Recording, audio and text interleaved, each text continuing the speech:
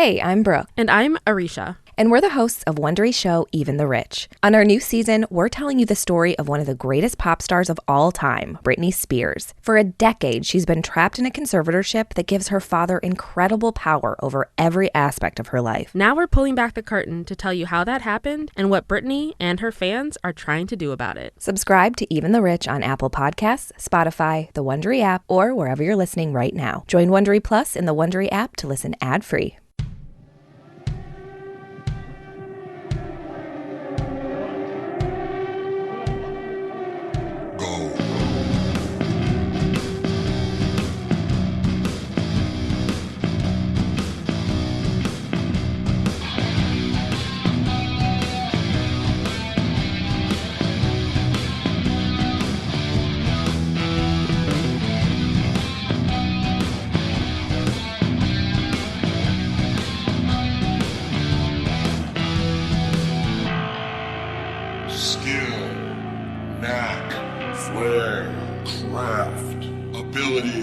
Aptitude, expertise, genius, gift.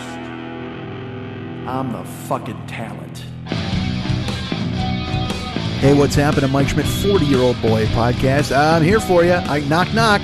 Answer the door. Hey, who ordered words? Was it you that ordered words? Because I'm here with plenty of them. Oh, I got a bushel full, a barrel full. I might even have a basket full of words for you to take and sort through and keep until next week when I have to come here with more fucking words. God damn it. I'm kind of tired of being the word delivery guy. I mean, I enjoy delivering the words, and I can only hope that you're putting them to good use every time I bring them to you, and I bring them to you every goddamn week. I mean, last week we brought you a fuck ton of words. I hope you're still going ahead and perusing those, sorting those into useful words and words you don't really need. Although I try to keep the words you don't really need to a minimum. I won't lie. It's not like I'm not like one of those Hello Fresh baskets where you're like, oh, this is awesome. I got a ham and some potatoes and alum? Who needs alum? I don't think I need alum for a recipe. Why would you send me alum? Hello Fresh. I almost couldn't say their name there. I was going to say Blue Apron, and I went Hello Fresh. Is that how that works, right? They bring you a bunch of food. That just seems creepy as fuck, and especially because it's 100 degrees out here. Is that what I want? Do I want 100, 4 pounds of raw chicken sitting on my doorstep while I'm out and about? Let's be honest, I ain't going fucking anywhere. This is Pandemic City, baby. That should be a video game where literally you sit inside in the video game, you sit inside and play video games. How great would that be? Oh my God.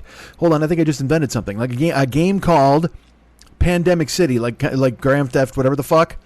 That's Vice City. All right, GTA is Vice City. It's the same thing, right? There's a city in there somewhere. Some fucking city. Who knows? You're in fucking dumb city driving around smashing people. I played it before and I hated it. But now here's a game, Pandemic City, where you sit in your house. You can upgrade your bling. You can sit in your house. You can sit in your apartment. You can sit in a doghouse. The way things are going in this fucking world right now, you can be sitting in a fucking tent underneath a viaduct somewhere, waiting for the city to come with a goddamn scoopy bulldozer and throw your shit out. Jesus Christ. That happens all the fucking time in Los Angeles. Can you imagine? Look, man, if you're a cop, whatever the fuck, be a cop. I know cops. Some cops I know are pretty cool. Well, that's a lie. That makes it sound like some of the cops I know are not cool. All of the cops I know seem like good dudes. I've met them. I hang out with them. They seem great. And we have cop listeners to this show. I've got at least 5 that I know of, which is cool. So I can't imagine what it would be like to go to a job as a cop and then all right, here's what you got to do today. You got to go throw away a bunch of people's stuff. It's like those eviction dudes when eviction deputies show up because cops do the evictions, right? There's no eviction force. Oh my God, how the fuck is Dick Wolf not making that show? Law and Order Eviction Force? Just a bunch of fucking kind of Wilford Brimley looking out of shape cops who can't handle the beat anymore and they go and they fucking throw your couch away. Oh, what a bunch of strokes. Look at those dudes. I guess you can't make a fucking show out of guys getting booed from the street as they throw away somebody's duvet. Boo. Well, it's not our fault, man. You got to pay your rent. Boo. And that's happening more often these days. Now people getting their shit thrown in the street. And then I saw there was litigation now where there was, there was a thing where they postponed the evictions because of the pandemic, but now because landlords are sad that they're like, all right, now you can evict people. I mean, and look, I don't want to cast aspersions on all landlords, but fuck all landlords, right? Can we all agree on that? Any landlord who's an apartment or a house and they're just taking your money as you live in there. Dudes, the world is so strange. I don't know how to think anymore. I just don't know what to think because everything I was taught is wrong. Everything I was taught is cops are good and they help you out and stuff. And like sometimes, yes, they do, but sometimes they're fucking murderers and awful. And also landlords are bad and they don't have jobs. They just live off the money they get from you. But also pay your bills and live in your house. You know what I mean? Like, I don't know. It's such a weird fucking strange. I don't know who to be anymore. I mean, I know who I am, but at the same time, when you see these, like, I can see all sides of these arguments. I don't know. It's a bad place to be. You know what I mean? I would love to just throw myself completely into one or the other. Well, no, I know the one I want to throw myself into, quite frankly. I don't want to be pro-landlord. I don't want to be that guy. You know what? Here's the thing. Landlords are lovely. No, fuck all that. I don't know. I'm not a fan. But also I understand that the way things used to be in this country is you could just go ahead and you bought a house and then you rented it out and you made money, and that was just the accepted arrangement. But now that's changed to where people think they should. I don't know. You know who I blame for all this bullshit? This is it. I'm sorry. I'm going to say Sean Fanning. Fuck you. Napster. Napster did this. When Napster said it was okay to steal Metallica songs, they also told you it was okay to live in houses without paying any rent. It's Sean Fanning's fucking fault. This motherfucker fanned the flames of everybody. That's why they call him Sean Fanning. Of course, that's his name. But he's Sean Fanning the flames of discontent. And he's like, you know what?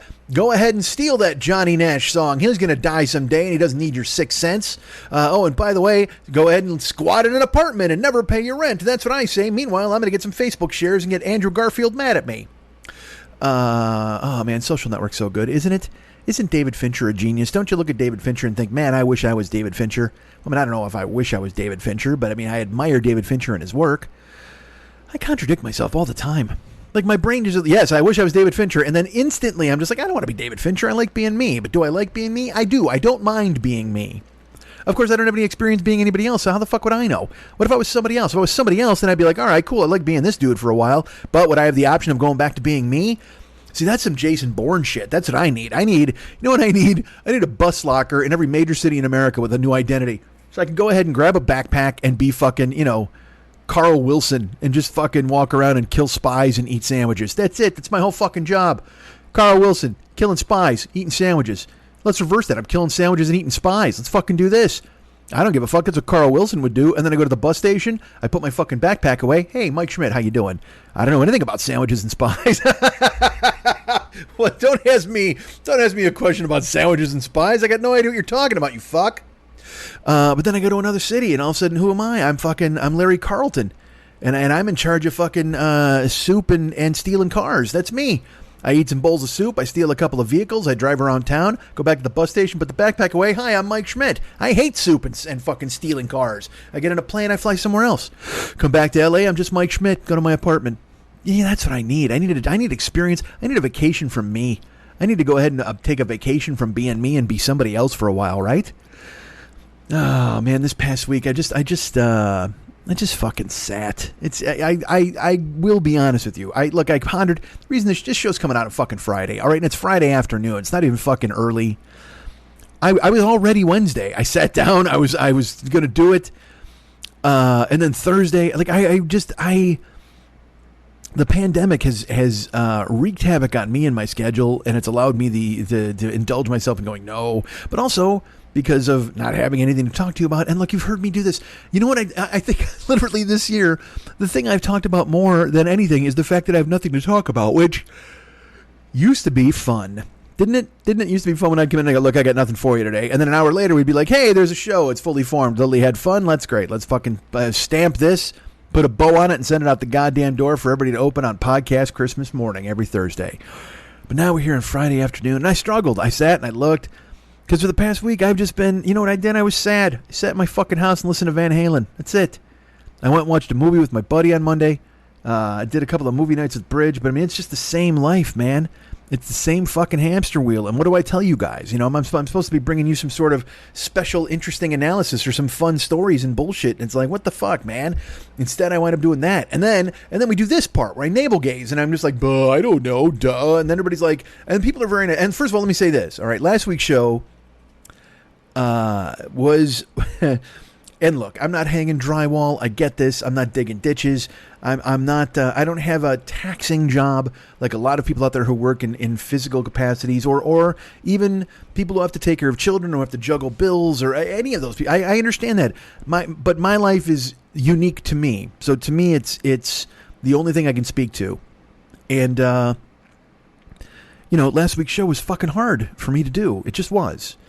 It was exhausting and kind of draining, and I felt that way anyway because of what had happened. And so I wanted to say this really quickly. A lot of really nice people have reached out. You've sent me notes on Facebook. You've sent me private texts. You sent me some letters. I had a pigeon who arrived with something taped to its leg. I opened it up and it just was the Van Halen logo. Thank you, whoever sent that. You're all very nice and you're very cool, and thank you. And I have not answered a whole lot of you. I've answered probably a third of the people who I've heard from, which was super nice. And that's also my fault, because I avoid. I avoid. That's it. I didn't even say what I avoid. I just avoid. I avoid everything.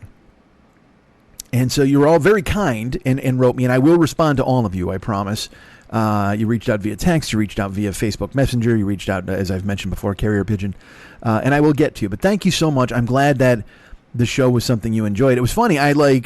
Some people were very kind, and they're like, I wish Wolf could hear this. And I'm like, well, you know what? I kind of wish Wolf could hear it too. Although Wolf is probably surrounded by loved ones and has real memories of his father and doesn't need to hear me going, and then I once did this. It's a tribute to him and his father, and to his father certainly, and then him coming along later in his life. What I wanted was for Van Halen fans to hear it. It's so ghoulish to do this. Like the shows that always get the most reaction out of people, which were very nice. I did a show called Almost in 2013, and that actually got reviewed by the Onion podcast when they used to review podcasts. Or at least, I'm sorry, when they used to review my podcast. They reviewed my podcast that week, and that was it. And I've never heard, they've never listened again, which is fine. But that got noticed, you know what I mean? And also that was a fucking tragedy show, you know what I mean? And so then the Eddie show, it feels silly to try to promote using those vehicles. Hey, here's where I was devastated, and I literally was holding my heart in my hands as I spoke in the microphone. Just check it out, everybody. Because then that also sets up a weird fucking construct that they think every week is just going to be me fucking tearing myself apart. And it's not. This show is full of fun and cotton candy and cheerleaders all the time, usually. Certainly they're naked.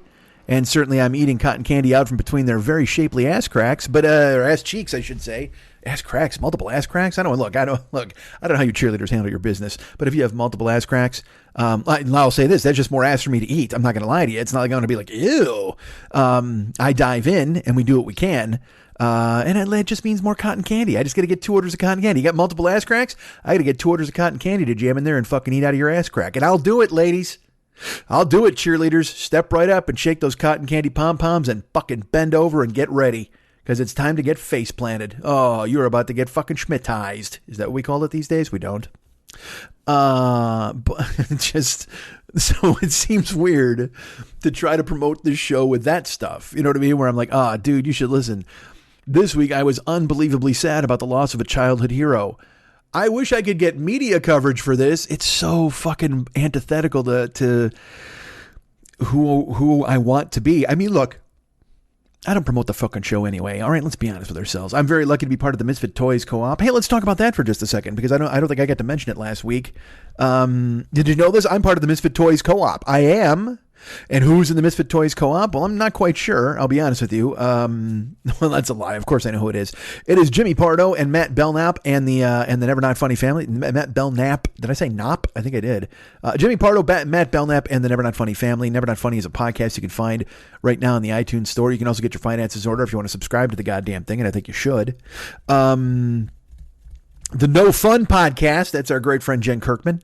She's out there doing damage and taking care of business, and she's telling you all sorts of things about how to stay healthy and safe during the pandemic, dealing with your individual brain pans, talking about therapy, but also being interesting and funny besides. The unbelievably hilarious Todd Glass has the Todd Glass Show, which you can find right now at the iTunes store. Go ahead and download that. It's just Todd being fucking Todd. And as I've mentioned before, Todd is a guy who, whether he knew it or not, was an influence on me, because when I first even thought about doing comedy. I saw Todd live at the Improv in Santa Monica. I saw him do stand-up on his truck with the fucking pulled down brick wall. And I was like, Jesus Christ, that's it. And so good for Todd. And he has a show now, and I'm very proud to be affiliated with him. And of course, there's Doug Benson. Doug Benson's Doug Love Movies. Now, Doug Loves Movies, not Doug Love Movies. Was that a caveman? Doug Love Movies. Doug Loves Movies. Got to get that extra consonant in there. And I will tell you this, I am working hard on trying to get to be a guest on Doug Loves Movies. Now, I can only hope that'll be a thing that I need to do. By the way, all right. When I say working hard, I mean Doug sent out an email with available dates, and I went, I should write Doug back. And I haven't, and this is like 2 weeks ago.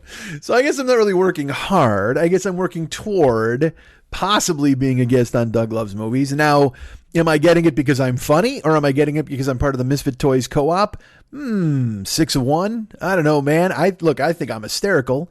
I think I know some things about movies. And also, I've now backdoored my way in through the Misfit Toy Co-op. And also, you know me. Like I said, I don't want to promote this fucking show. I've never tried to get on Doug's show. And I know Doug. He's my friend. But I've never once contacted him and said, please, sir, could I review a movie and sit next to a guy from A Freak or a Geek? You know, I've never known what to do. I just never have. I don't have people. I don't have a team. I need to have a team. I need a fucking Schmidt team. We need that. We need to get them on the ground. Let's get a fucking ground team. Get out there and start posting, post no bills. Bullshit. Post all bills. Post a bunch of bills at the 40-Year-Old Boy podcast and tell everybody that I'm out there, goddammit, gallivanting, trying to get on your show. Perhaps I'll be on the No Fun podcast with Jen Kirkman. No, she does that by herself. But yet I could still do it. Maybe I'll tap on her window and stare at her while she talks. Wouldn't that be fun? And Todd is Todd, of course, and Todd is doing his thing, and there's no way. And also with the pandemic, I can't be a guest anywhere. Like if I'm going to be on Doug's show, it's probably going to be via the Zoom. And I hope that'll go well. I don't, and again, look, what am I even talking? I can't even speculate. I'm not even on the goddamn thing yet. It's not like I'm going to be like, oh yes, I did this.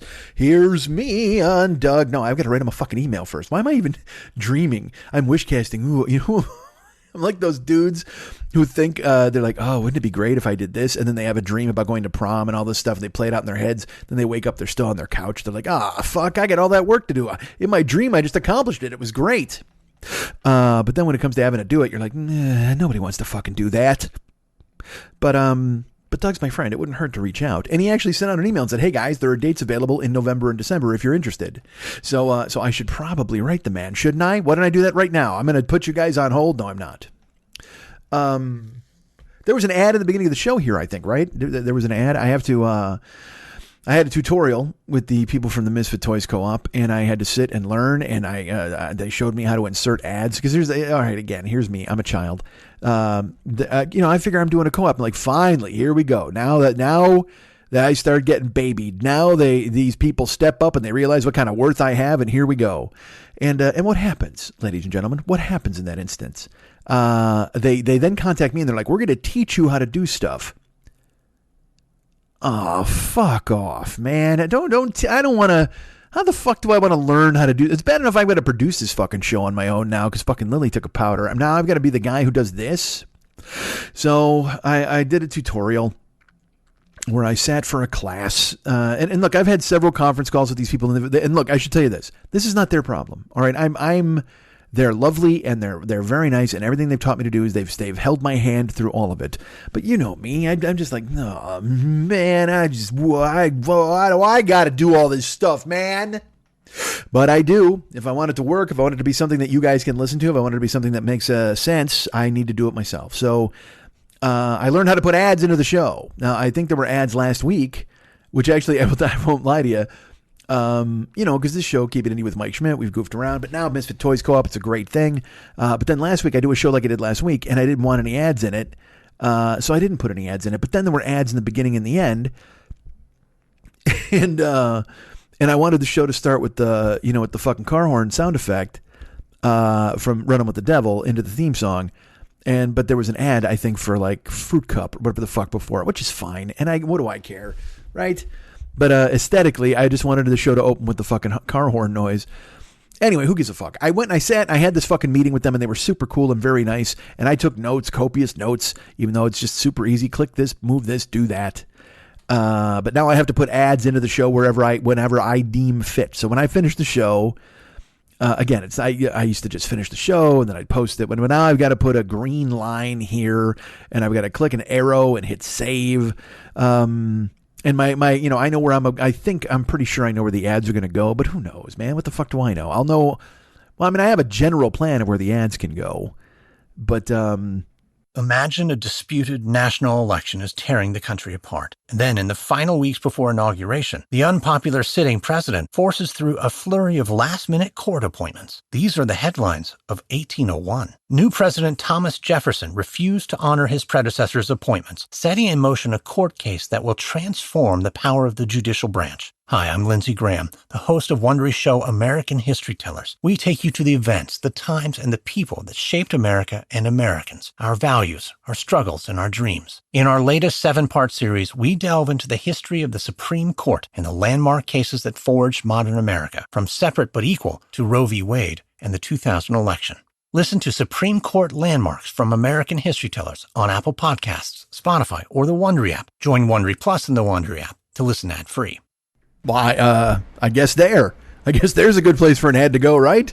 I certainly look, again, I have no say in it. I have some say in it. I have to place a green line in some spots, but sometimes they can just come lurching out of the fucking darkness, and then I don't know what the fuck to do. See, you ever been pinned to a wall by a commercial?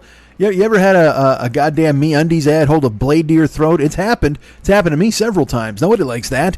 In the dark of night, you're sitting there, and then all of a sudden Audible.com sneaks up and hits you in the head with a sap, and you don't know what to fucking do. You just fall to your knees and pray that somehow the commercial will end soon. That's all you can do. Look, if a commercial's going to happen, you just have to lay back and just close your eyes and just do your best to enjoy it. That's what you have to do. There's not. I wish things were different. I wish that we lived in an economy where I didn't have to do this sort of thing. Well, I guess I don't really have to do this sort of thing, but the pandemic came. Blame the germ.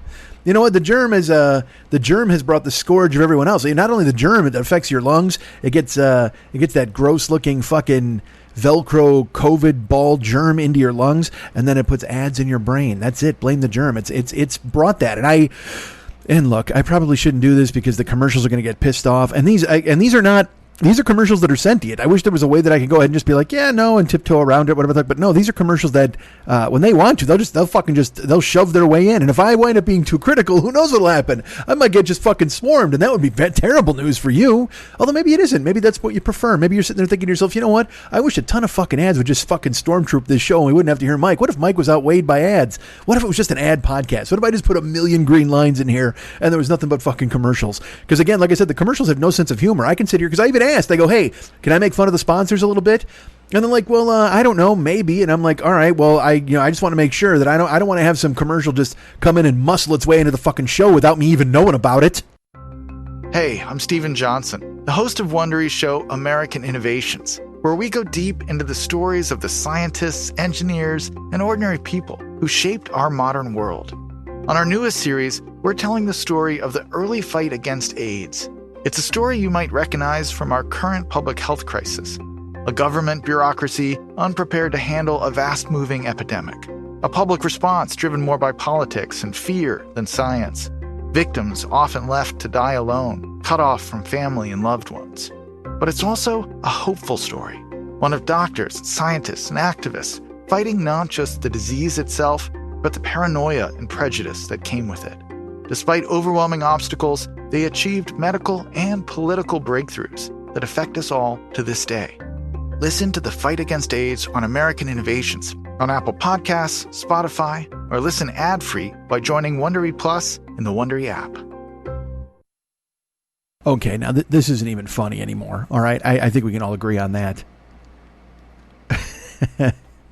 I gotta tiptoe around this. All right, let's take odds. Am I getting kicked out of the co-op? Do you think I'm going to get kicked out of the co-op for this nonsense? Perhaps.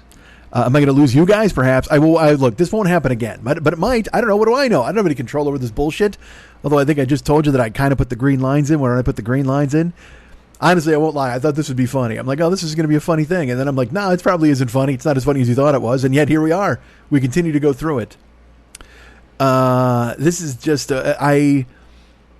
This is what happens when you're just in the house doing nothing, man. You got nothing to talk about. What am I going to talk about? The fucking government? No, I can't. I refuse. This week we can't, even though it's all there is to talk about, but I won't. you know what, man? Let's do this. Should we bring an older show into the fray? Should we do that? Should I just give you guys a piece of what the show used to be like before? I had ads kicking the shit out of me. Maybe that's not a bad idea. Maybe we do that. Let's bring in an older show. I think we do that. All right. I'll tag out, and then we'll take and I'm buying more time for my fucking end goals. This show has lost any sense or semblance of discipline or hope. I can't lie to you. Last week was a fucking, boy, did it take a lot out of me. It was a triumph, certainly. And I got to say a lot of the things that I really wanted to say, and I'm very happy about that. And you were all very kind to me, and you indulged me when I did that. But I've now spent a week not living any life with nothing to tell you about. We'll be back stronger next week with something, right? We will, for sure. Probably. I think so. I hope so. Let's hope so. All right. Yeah, you know what? I'll throw in plugs here. Let's do that. Let's do all right. We'll have a casual conversation about some sponsors and some plugs. And then we'll bring you guys an older show. All right? Go ahead and pay attention to that. Don't you like that? As I sit here and I stare on a Friday afternoon and I wonder what the fuck I'm going to do with my life going forward. Jesus God. I'm moving. I got to move, right? Then we got to go to another country. Springsteen made a joke about moving to Australia depending on what happens in November. And I'm just like, yeah, that doesn't sound bad. New Zealand, maybe. I don't know. But New Zealand doesn't even want us. That's another thing, is the fucking countries don't want us. See that clip of that guy at the press conference in New Zealand, and he's trying to hassle like their fucking president or their, I don't even know who the fuck it was. Some New Zealand dude with an accent.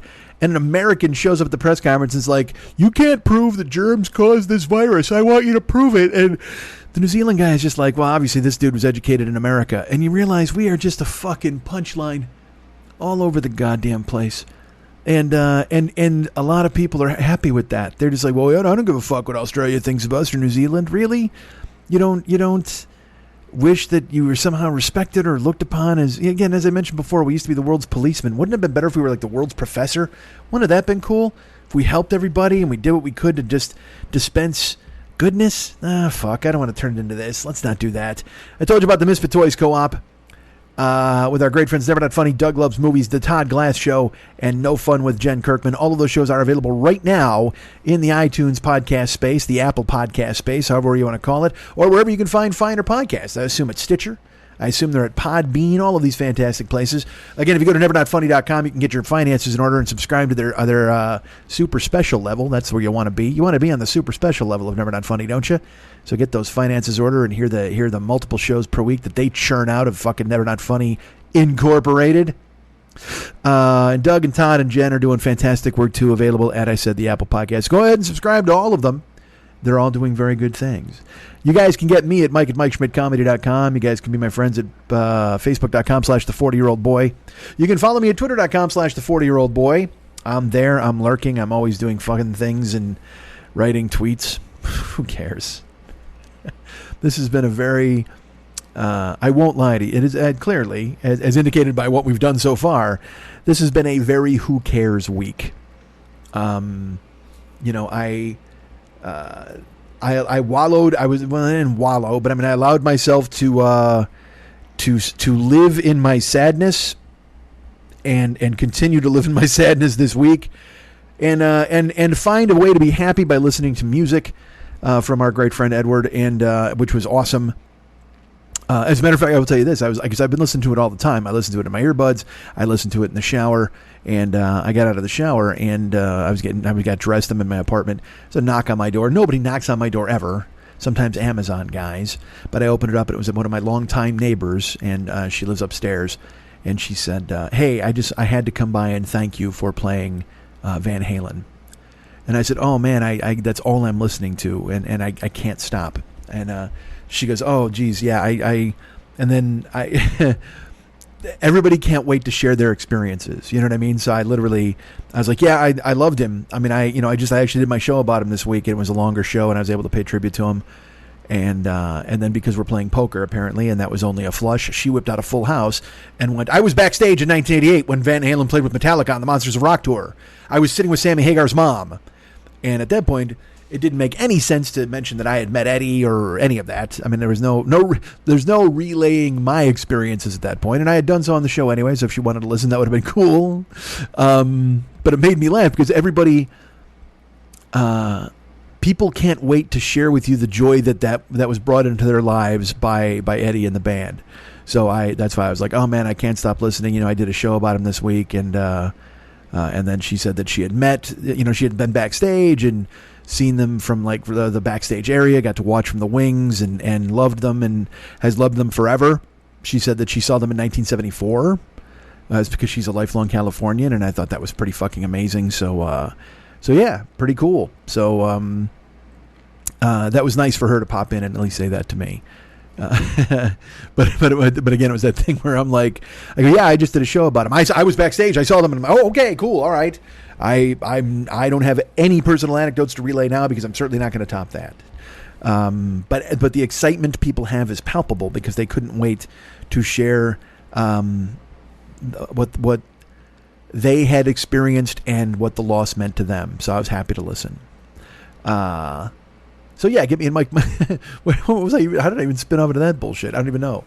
Again, like, twitter.com/the40year-old boy. Yeah, I wanted to try to get there's a thing called the Van Halen news desk, and I wanted them to hear it. But you can't write them a direct message, and I'm not going to tweet them and go, hey, Van Halen news desk, look at this. It feels so stupid. But it would have been nice to get on the radar of someone, just because I would like to share it, as I've mentioned, like my neighbor did with me. I'd like to share my show with fans. And a lot of you people were super cool. Like our buddy Todd Rush shared it with some friends, and they listened, and they were very kind enough to write me. I haven't written them back yet, but they were nice enough to reach out to me. Because, you know, Eddie meant a lot to a lot of people. And so to hear from those people and have them write me and say, hey, Jesus Christ, I did this. And they were very kind about what I did, and they thought that the show was good, and that makes me happy too. So it was nice enough for everybody to reach out, and I am glad that they did. So I wanted to try to get it on the radar screen of other Van Halen fans, but there's like no way to get a hold of the Van Halen news desk. You know what I mean? Like I know them through Twitter, and then I'm going to send them an email. Hey guys, because then and again, this sounds terrible, but I mean, you know, I've been doing this fucking 12 years. I mean, I have a little bit of cachet in the podcast world. So then to fucking reach out and have to be your own publicist. You know, I wish I could be like Trump. He was fucking, what was he? John Miller or whatever, John Burton, whatever his name was in the 80s when he'd write up and go, yeah, he fucked 4 models this weekend. You want to put it in your column? Whatever the fuck. But I wanted to try to get it on the radar screen of other Van Halen fans. And I believe me, I assume 99% of them are going to look at it and go, 3.5 hours? Fuck that. But you never know. All it would take would be a few people to listen, and then maybe they could start to tell friends, and it could have gone within that fan base. That would have been pretty cool. So it was good enough that people who listened here shared it with their friends who loved Eddie, and those people reached out to me to tell me how much it meant to them. Our buddy Rick up in Canada too. He was very kind and complimentary. And I will write all of you people back. I know I haven't written anybody back. But I've just been kind of fucking floating around this week, trying to figure out what the fuck's going to happen in this world and in this life. And also this sounds, again, as I mentioned last week, and people were very kind too, because I said, it feels so weird to grieve for someone you did not know, but it is somebody who's had a huge presence in my life for a very long time, since I was fucking 11 years old. It's not even a lie. So yeah. So I was very glad. 11? 12. 11. No, I was 11 when I found Van Halen 2. Well, we talked about it last week. Go listen to last week's show. Why wouldn't you? Oh my God, it's sitting there waiting for you like an anchor, like a monolith. And go listen to that one instead of this one. Although you're going to hear a fucking classic show coming up here in just a second. As I mentioned, you can get me at MikeandMikeSchmidtComedy.com. You can be my friend at Facebook.com/the40year-old-boy. You can follow me at Twitter.com/the40year-old-boy. I'm also available on Instagram and Snapchat at Mike40YOB. Now, I will tell you this. I'm also on TikTok, but I don't know what my name is on TikTok. I opened it up. I signed up for an account. Let me see if I wrote it down online. I don't know if I did. Did I put it anywhere? I can't remember. It was a lovely and talented listener to the show, Liana Noel Dixon, who wrote me to say, hey, you should be on TikTok. And I said, great. And then I created an account, I thought. But then I went to go sign in the other day, because and you're like, why would you sign into a fucking TikTok? Guess why? Brace yourselves. Here's why I tried to sign into TikTok the other day. Because my mom, of all people, I'm talking to my mom on the phone. She goes, hey, I got a question for you. I said, yeah. She goes, yeah, do you ever do this fucking TikTok? And I'm like, oh man. I go, true story. A friend said that I should do it, and I put it on my phone. I go, but I haven't opened it since. She goes, oh, I can't stop watching it. I said, really? She goes, the other day, I must have watched it the other day for 90 minutes. I said, really? She goes, yeah. She goes, like an hour and a half. She goes, it's like watching, you wind up watching one, then you watch another, and then you look up, and then say your whole day is gone, for Christ's sake. And I'm like, yeah, I could see that, Ma. I do that with Twitter, and she's like, oh boy, but I don't know what to do. Like, I don't know how to see the same person's videos. Like, I'm not sure. So then I had to go into TikTok, and I'm like, all right, the dots mean you want to comment, and the heart means you love it, and then the arrow means you want to share it to other people. I said, and if you punch the picture of the person, then you'll go to their page. There's a follow button. She goes, oh yeah, I see that. It's a red button. It says follow. I go, yeah. I go, so just press that. She goes, well, yeah, I will. I'll do it later. I said, well, Ma, if you follow them now, then you won't forget. And if the person you want to follow, you get, yeah, okay, that's cool. I go, so what you do is you tap their picture. Yeah, and you tap that, and then it'll come up to their homepage, and then you hit follow, and then you're following them. She goes, oh, yeah, okay, I'll do that later. And I said, why would you, what do you, like in my brain, I'm like, why would you ask me? And then I tell you how to do it, and then you're going to do it later? You're going to store this information for a better time? And then I thought about it, I'm like, maybe she only wants to follow people once she sees a good video that she likes. Like, she didn't get to open it. I don't know. I was trying to figure out what the fuck was going on. But at that point, what the fuck do I know? I barely know TikTok. But I mean, I know tech. I know Tech Talk. I know Tech Talk, not TikTok. So I was able to get my mom through what you should do to follow and all that kind of stuff. So hopefully my mom is doing that. But now there's another reason for me to not do any fucking TikToks, because my mom's on there and she's going to follow me. The fuck with that. And then I mentioned this in the stream on Twitch, and people are like, I would totally follow your mom on TikTok. I'm like, oh boy, here we go. So I'm on TikTok. That's the point. I don't know the name yet. I haven't done a video yet. I barely opened the fucking thing. But I got to say this. As I was trying to show my mom what was up, I was scrolling through, and I'm like, you know what? I could do this. I mean, I liked it. It seemed interesting and fun. The thing that I really liked was there was a... all right, I will tell you this. I shouldn't. Well, what the fuck? Why shouldn't I? I tell you fucking everything. I was on Twitter. This is months ago. And someone shared a TikTok from a chef, like a woman who cooks. She's a home cook, but she's really good at it or something. And I will say this. She's also, she's hot, but she's not trying to be hot, if that makes any sense. Like, she's not cooking in a bikini or anything. She's milfy, which, fuck that. That's wheelhouse for me a lot of the time. And she's very stern. Like, the way she cooks, she's not all smiling like, here's how we do that. She's just like, onions, slice them in the pan, garlic, peel, crushed cloves. Like, very, I don't want to call her like a cooking dominatrix, because she's not trying for that vibe, but she's very stern and very matter of fact, and she knows what she's doing. It's not like this is some happenstance where everybody's like, oh wow, check this out, and it was inadvertent. I think she knows what she's doing. But boy, did I dig her. I was just like, and she came up on TikTok, so then I followed her on Twitter. Or she came up on Twitter, I should say. I followed her on Twitter. And then I sent my mom the link to her. And I think she's got like over fucking 700,000 followers or something now. Or it might even be more, because now she's doing fucking hits. Of course, as is the case, she's on TikTok doing this fucking cooking in her kitchen. And now she's on fucking ABC, doing spots on Good Morning America or whatever the fuck. And it's like, all right, well, that's good. So then that made me think, all right, well, maybe I got to start looking at fucking TikTok. Maybe there's real people on there I should check out. Because I will say this, I see TikToks on Twitter all the time. People share them, and whether they're dog oriented or whatever. And it just seems like that's a fun thing I should disappear into, so I don't have to read the fucking news all the goddamn time. Because aren't we just looking for that? Aren't you just looking for a fucking escape? That's why I don't even talk about shit this week. I'm just like, you know what the fuck, man? But then there's nothing else to talk about, because what the fuck have I done? You want to hear how many times I jerked off in the past fucking week out of sadness? No, nobody wants to hear that. I'm sure you could guess. We should start doing that. Let's do it over under. Let's start betting. Let's do that. Who wants to pony up cash? And every time, let's raise money that way. That's a good idea. Every time Mike jerks off in sadness, we'll donate money to somebody, candidate, or a fucking cure. Is there a cure we can find? No cure for jerking off, please. All right, so I'm on all those places, Facebook, Instagram, TikTok. I think I'm Mike40YLB on TikTok, but I don't know, because when I tried to sign in the other day, I wasn't sure. I'll check, blah, blah, and fucking blah. Find me at any and all of these places, please. I'd appreciate it. And let me ask you this. You were wondering about sponsors, weren't you? Were you wondering about sponsors? Well, holy God, do we have them. Certainly we've got ads that run on the show. I think you may have heard. Oh, hold on. Wait, I think I hear another one. Is there one? No. Okay, Jesus. All right. We've been able to miss that. Oh, by the way, I'll say this. Our buddy KC Bills handles a lot of the YouTube stuff for me. And by a lot of, I mean all of it. He uploads the thing and he helps me out. Thank you so much, KC. You're the coolest. Our friend Ryan Dirks handles all of the web stuff for us. He's at facebook.com/Ryan Dirks, and he's a good guy. Appreciate it. He's got goats. Man owns goats, I think. He owns a sheep or something. He's got a farm. And then whatever. And then he's my web guy's a farmer.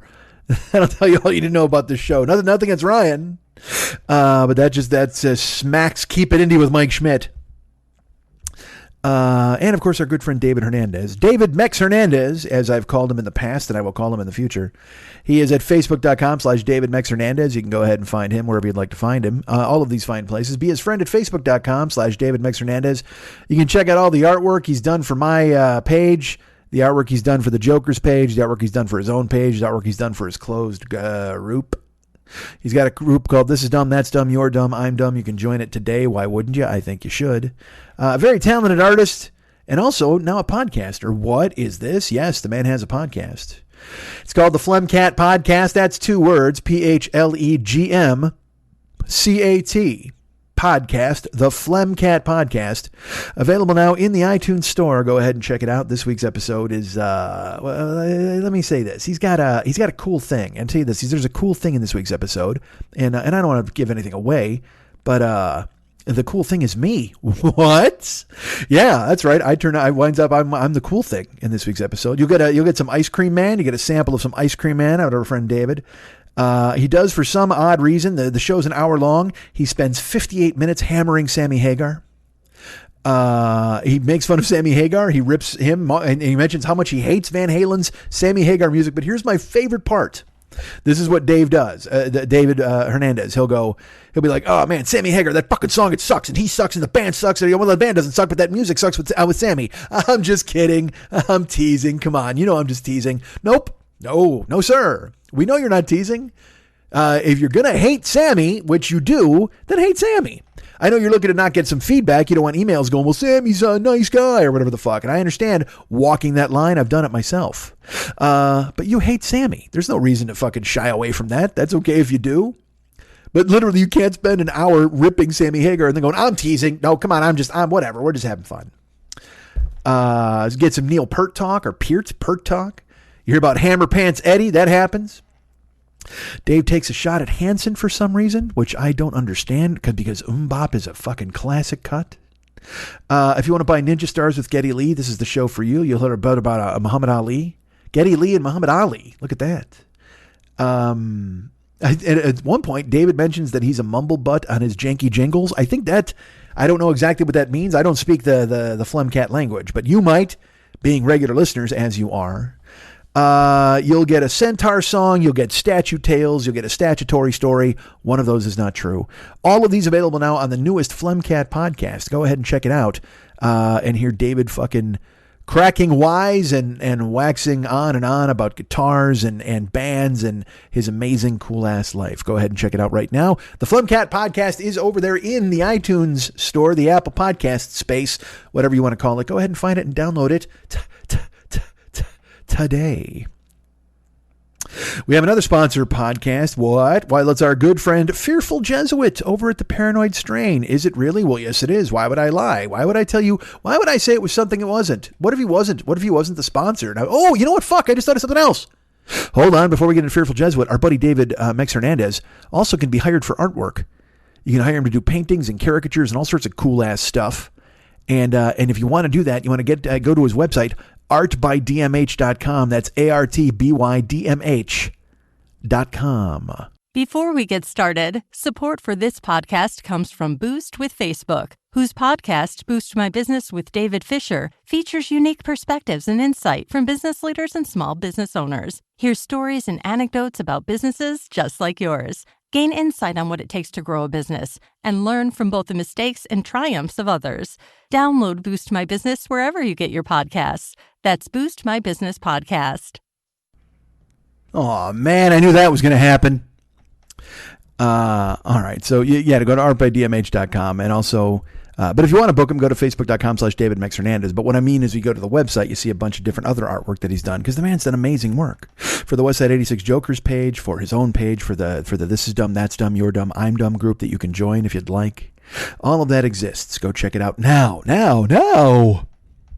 Let's get back to Paranoid Strain. Fearful Jesuit is our guy, hosts the Paranoid Strain podcast. The newest edition, the newest episode is out right now. Now remember, I'll tell you about this. This particular episode is the middle episode in a multi-episode arc. So I think you should start from the beginning, okay? You should start from the beginning, and then you'll catch up to this episode. Or if you've already listened, then you can listen to this episode because you're already well-versed. And I think you are listening, right? Aren't you listening every time he puts out a new show? You should be.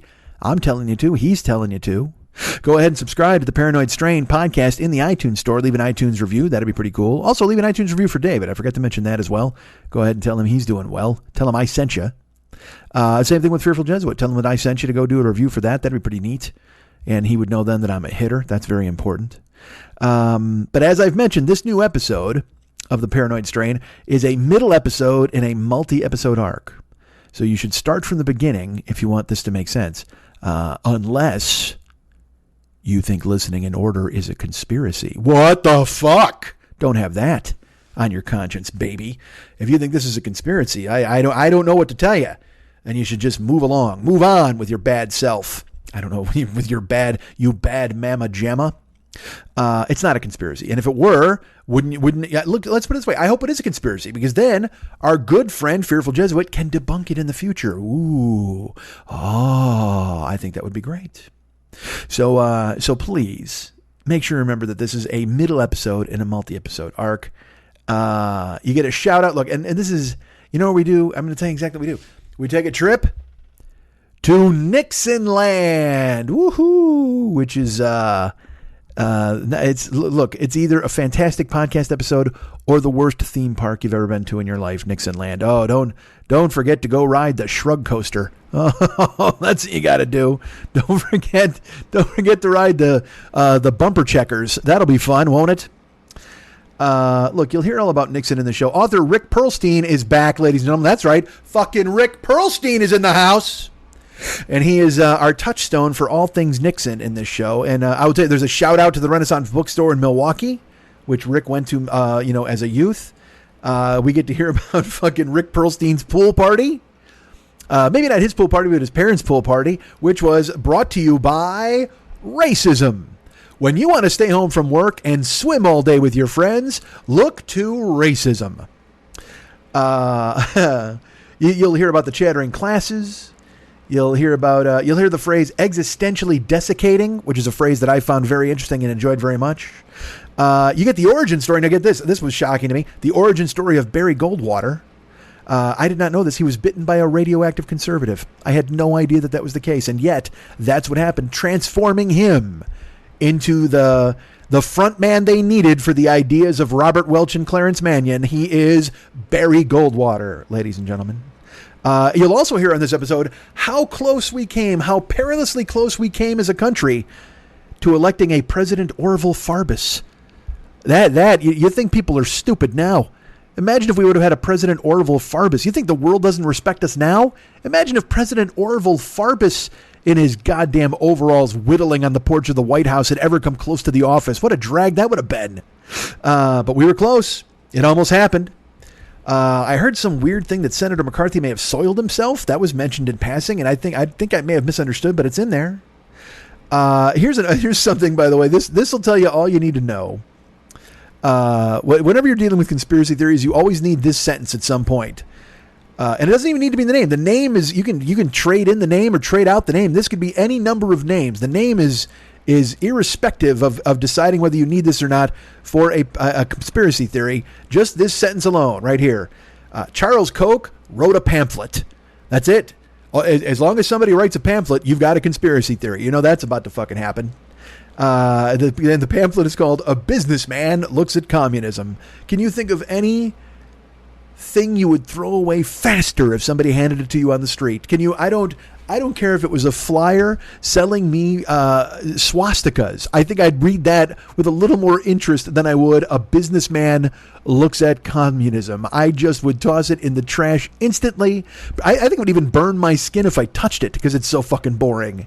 And if that name sounds familiar, Charles Koch wrote a pamphlet.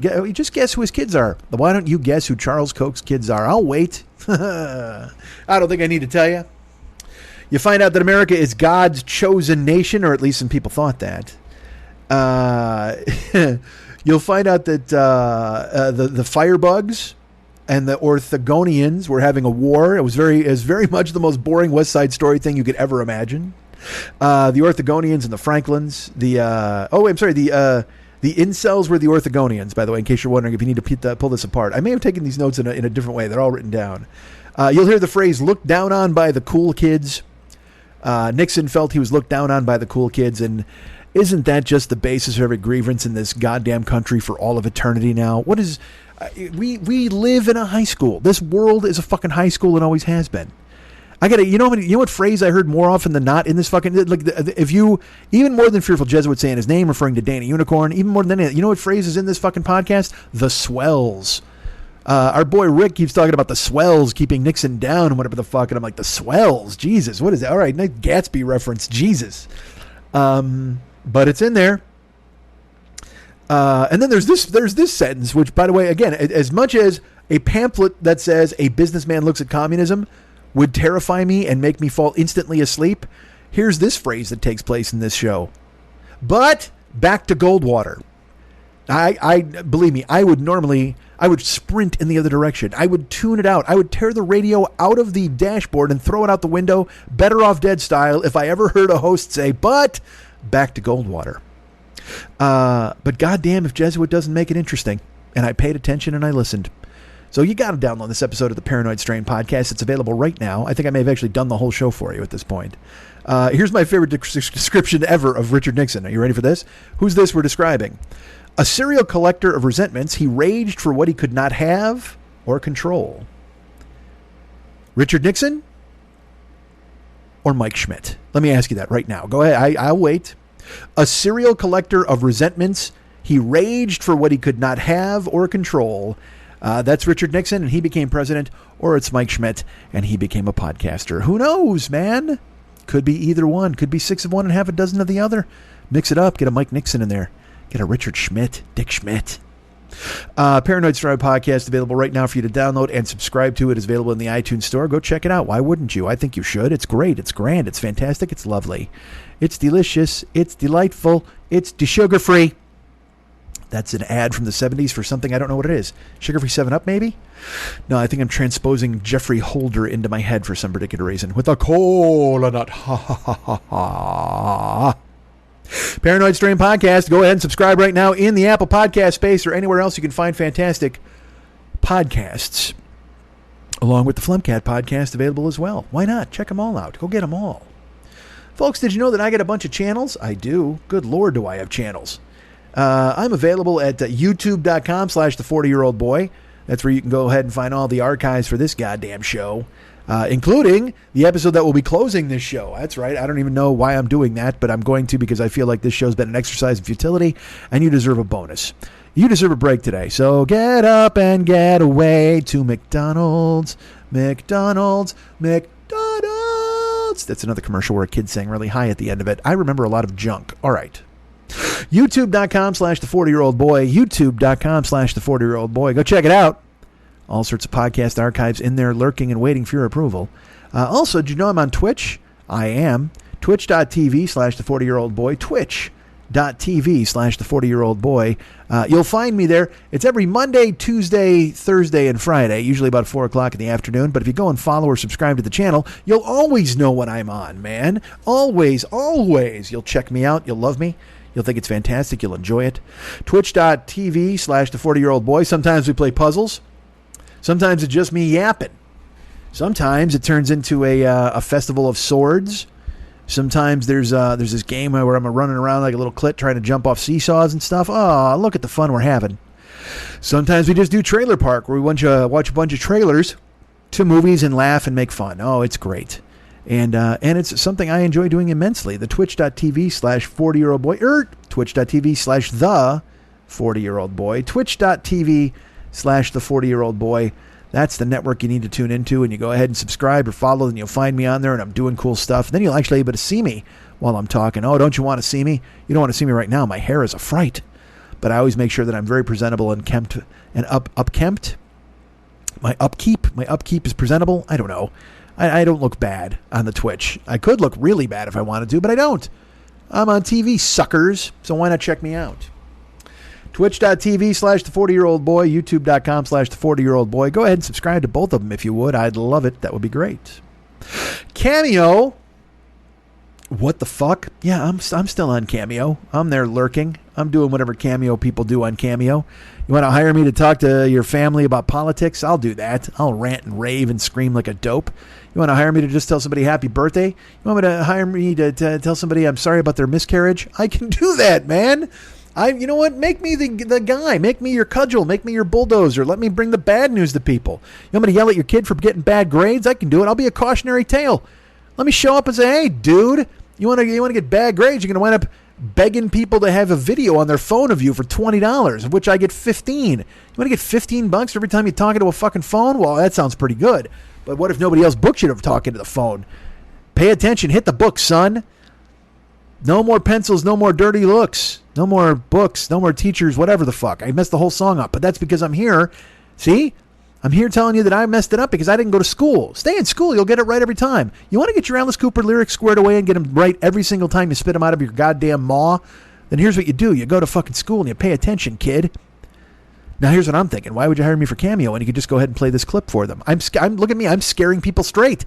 I've scared your child straight right here on the podcast, and I didn't even get $20 for the fucking thing. Look at me undercutting my own fucking cameos.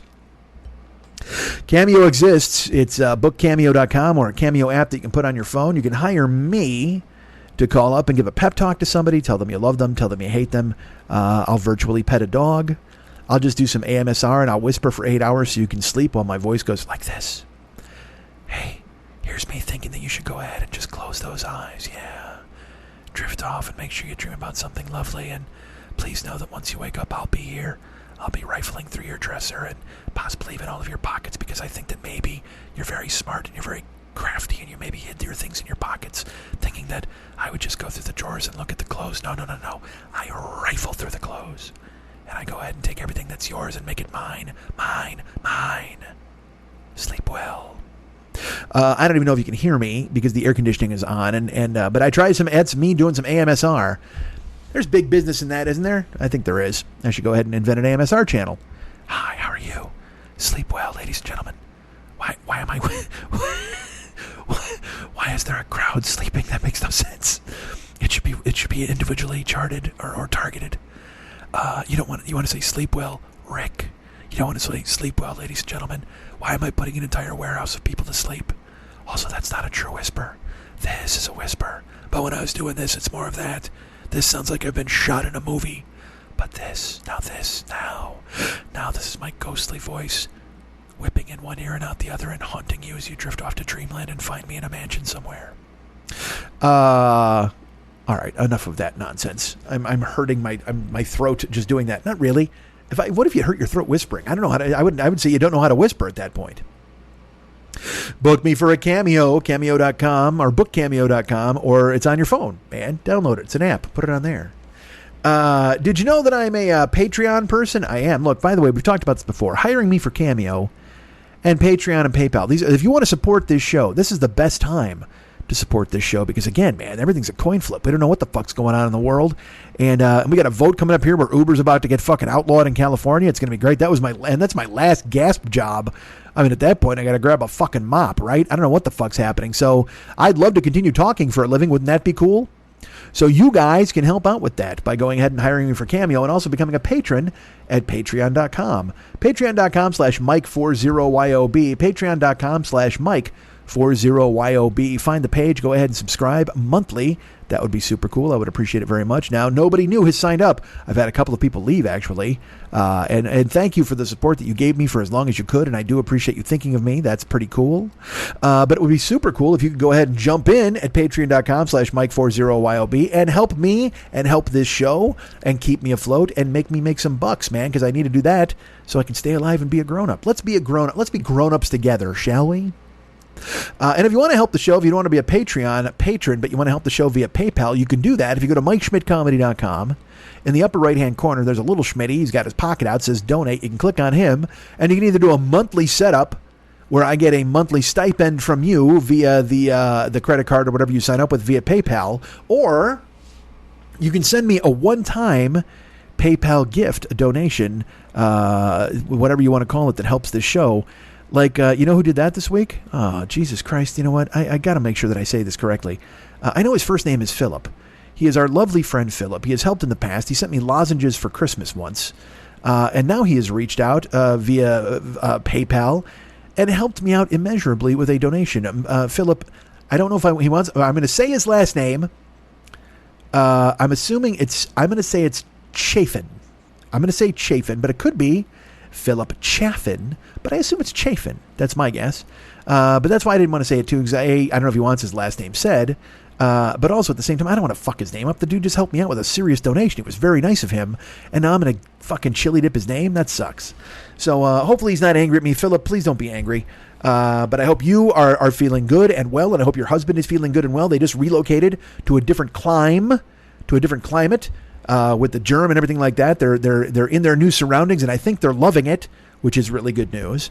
But thank you, Philip, for reaching out to me and helping out the show and helping me out personally. And I hope I've received I hope I did the best thing. I would say Philip Chaffin. That's what I would say your last name is. I hope I'm as right as rain, but I could be as wrong as a fucking bong. Who knows, man? It's got to be a rhyming thing. Although right doesn't rhyme with rain. I could be right as rain, but I could be wrong as rain too. I could just be right or wrong. I don't know, man. But you know who's not wrong and all right? That's our good friend Philip, because he helped me out with a PayPal donation. And you can do the same thing. Go to MikeSchmidtComedy.com, go to the upper right-hand corner. There's a little Schmitty with his pocket out. You can go ahead and tap on him and go, hey, what the? And give me a one-time donation or a monthly fucking subscription. Whatever you want to do is cool with me, because it all helps out the show in the end. And that's what this is about, helping out the show in the end. Thank you so much for thinking of me, Philip. You're the fucking best. And thank you to everybody else who's a patron of Patreon and anybody else who's ever thought of supporting this show. Go ahead and act on it. That'd be pretty cool. And now, I think I've talked in circles enough. I've given you enough plugs. Nobody wants the Uber and Lyft plugs, do they? I don't think they do. If you do, write me. Maybe I'll do them next week. Who fucking knows? All I know is this. I'm going to go in. You know what? I just looked up and I saw that we're at an hour, which makes no sense. But this can't be a real episode, right? This was just a lot of me talking in circles. So let's do this. Let's throw an older episode on at the end here. And then we'll call this episode, I don't fucking know. We bought time already a couple of weeks ago. Then we had episode Edward last week. I don't. Well, we'll just episode pause. Episode. Well, I'll think of a good name for it later. But let's share with you an episode that I've wanted to share with you for a couple of weeks or months or years. It always pops into my head, and I always wonder, because look, I have a lot of shows. I've done 12 years worth of shows, and things get lost in the shuffle. And this is one of them, I think. This was one of my favorite episodes that I did. I will tell you, this is an episode that Lily was involved in, okay? And this episode is from 10 years ago. What the fuck? Yeah, that's right. This is an episode from 10 years ago this past week. I'm excited to share it with you because I remember when I did it, like it was this thing where, whatever, you'll hear it. I don't want to give it away because once you hear it unfold, because here's the thing, if I tell you what it is, then you'll be like, well, I don't have to listen to that fucking thing, and then you bail. But please, there's an episode coming up on the other side of this ad. That's right. This whole fucking thing is a plot to get you to listen to one more fucking commercial. What a stroke. All right. Or will there be an ad? I don't know. Stick around. I don't know. Again, I have no control over them. It just burst in. But this episode is from October 7th, 2010. It was Lily, who was the producer back then with me and her. And I forget this might have been in her, I forget what house it was in. Was it in the Hollywood house? It might have been. Regardless, it doesn't matter. I don't think it was in the old. It might have been the oldest place in Hollywood. I think so. It might have been the oldest building in Hollywood. Episode 28 of Year 3 from October 7th, 2010. Please enjoy this encore performance. Completely unnecessary since I've already talked for an hour, but what the fuck else are you doing besides listening to me these days? Of the episode, I've had a week. Listen to me, motherfucker. I'm talking.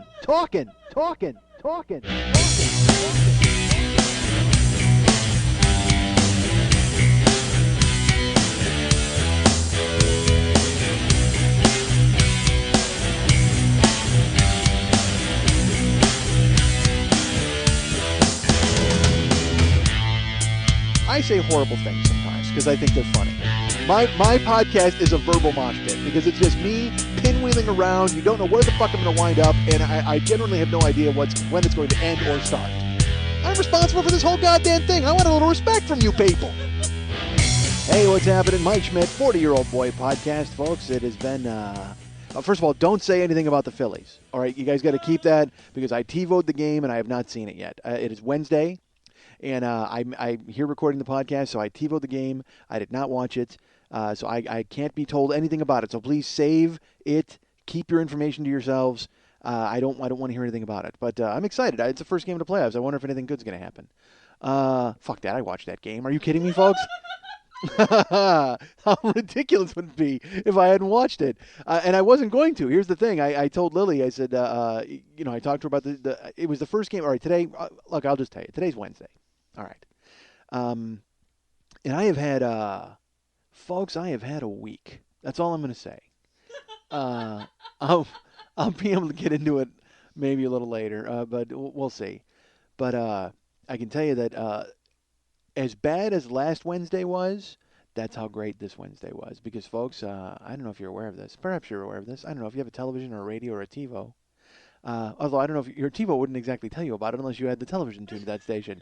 Very rarely does TiVo. What if TiVo was like a police scanner and it was like humming along, looking for anything important that might happen on television, and it taped it for you? That'd be fucking fantastic. If TiVo was self-aware, holy shit, that'd be great. And it would be great at my house because I have two TiVos and their names are Phil and Carl.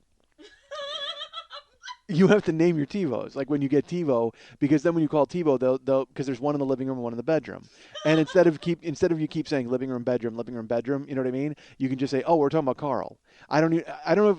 You know what? I might have even decided to do that. Maybe it was me. Like they tell you to say when you set up the account, it says it's one in the living room, one in the bedroom, and it says you can give a nickname to them, and I think I did. So Carl is in my living room, and Phil is in the bedroom. And the other day we were watching TiVo, and Karen said, she goes, did your TiVo record that? I said, yeah, it did. She goes, fuck Carl. Whoa! Hold on a second. Let's give Carl a break. I understand you're on Team Phil. That's fine. There's nothing wrong with that.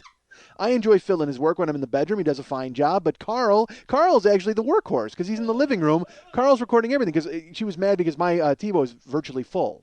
Okay? Here's what's in my TiVo that I haven't watched yet, folks. Adventureland, which I heard is a good movie. How horrible is this if I go down this list? Seriously, how horrible of a person am I if I go down the list of what's in my TiVo that I haven't watched? Folks, here's all the shows I haven't seen. Brace yourselves. Get a pen. What a fucking idiot. Oh, that would be terrible. All right. 3 episodes of Boardwalk Empire. That's in there. I haven't watched it yet. Yeah, that's great. I'm behind. What else is in there? A couple of daily shows. This is the last 2. I haven't seen the last 2. I'm really going to do this? Am I really going to do this? I'm doing it like to me, I'm like, it'd be funny if I did it, but I go, oh, it's fucking pathetic if you do it. You can't do that. Run down what's in your TiVo. Holy God. Donnie Brasco, that's in my TiVo. All right. All right. But anyway, the bottom line is it's full. It's got, all sorts of stuff in there. It has Touch of Evil. Or I'm just going to do it. I should just fucking run it down. And here's the problem. It records more stuff every day. That's the thing is it's like, if it was just, TiVo frozen, because Carl's always working. Carl, he's the hardest working man in DVRville. I mean, he's going ahead and he's recording everything he has. In the bedroom, what the fuck's recorded in there? 8 episodes of The Pacific that my wife's never going to watch? Fuck, erased them already. Holy God. Because she busted my balls. She's like, oh my God, you got a lot of stuff out here. I go, what about you? You still have fucking Christmas Mass. Erase that off the goddamn TiVo. All right? The Pope's not dead. Nothing crazy happened. Erase it. She still has the Christmas Mass, and she'll watch it. Oh, my God, folks, nothing is worse than because my wife will go in the bed. She goes to bed, all right? My wife schedules a hinky these days because of the not working, laid off thing, and because of other recent events. My wife's sleep schedule has been interfered with, and I'll get to that in a minute. But I will tuck her into bed. Like, I'll go in and I don't know how you folks run it. Here's how I run it. We live opposite lives, okay? My wife sleeps at night, and I'm up all night. And then she would get up in the morning, and then she would go to work, and I would sleep all day because that's, unfortunately the circumstances that I have painted myself into as a 43-year-old man who's a failure. So now she'll go to bed at her normal time. All right, look, if you have TiVo, you know exactly what I'm going to describe to you. And it's cute at first, but when it's repetitive, you want to fucking throw Carl out the fucking window. Here's what happens. Or Phil. Fuck that. Carl stays. My wife's in there, and it's just her and Phil in the bedroom. And I go in. I tuck her in, and you rub her back, and you rub her arm, and you rub her hair. And here's something we've never done, all right, my wife and I. And she just asked me about this the other day. I shouldn't. All right, never mind. All right, no. All right. Something we've never done is she said to me, she goes, could you one time come to bed with me and then just rub my back and my hair and my arms until I fall asleep? Like until I completely fall asleep. And I said, yes, I'm happy to do that at some point. But I have something that I want her to do, but it's not going to happen. And I know it's not going to happen, and that's fine. So I don't even bother to ask her about it. But anyway, but I told her, I go, well, I'm not going to do that. I can't, because it's disgusting. I can't say it. It's something horrible that I don't even want to say on here. So I shouldn't even brought it up. I think I'm actually blushing now. All right.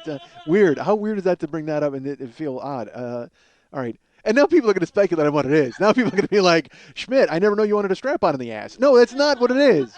I don't want to get pegged, folks. I'm not a pegger or a peggy. I don't want to be that person. So just eliminate that off your list right away. And it's not dress me up like a lady. It's nothing crazy. All right. It's just, let's put it this way. If it was something I could talk about with like a girlfriend, fuck, I'd tell you in a minute. But this is my wife we're talking about here, folks. So why don't you stand down? All right. So she asked me if I would do that, and I said yes, I will do that for you someday. But instead, I tuck her in, and I get a little antsy because I got stuff I got to do. I got to go to work because she's going to bed. It's like my day is starting, so I'll be in there with her for like 15 minutes, and you hold her and you rub her back and all that, and then she kind of drifts off, and then you're like, oh, okay, honey, I love you, and you leave.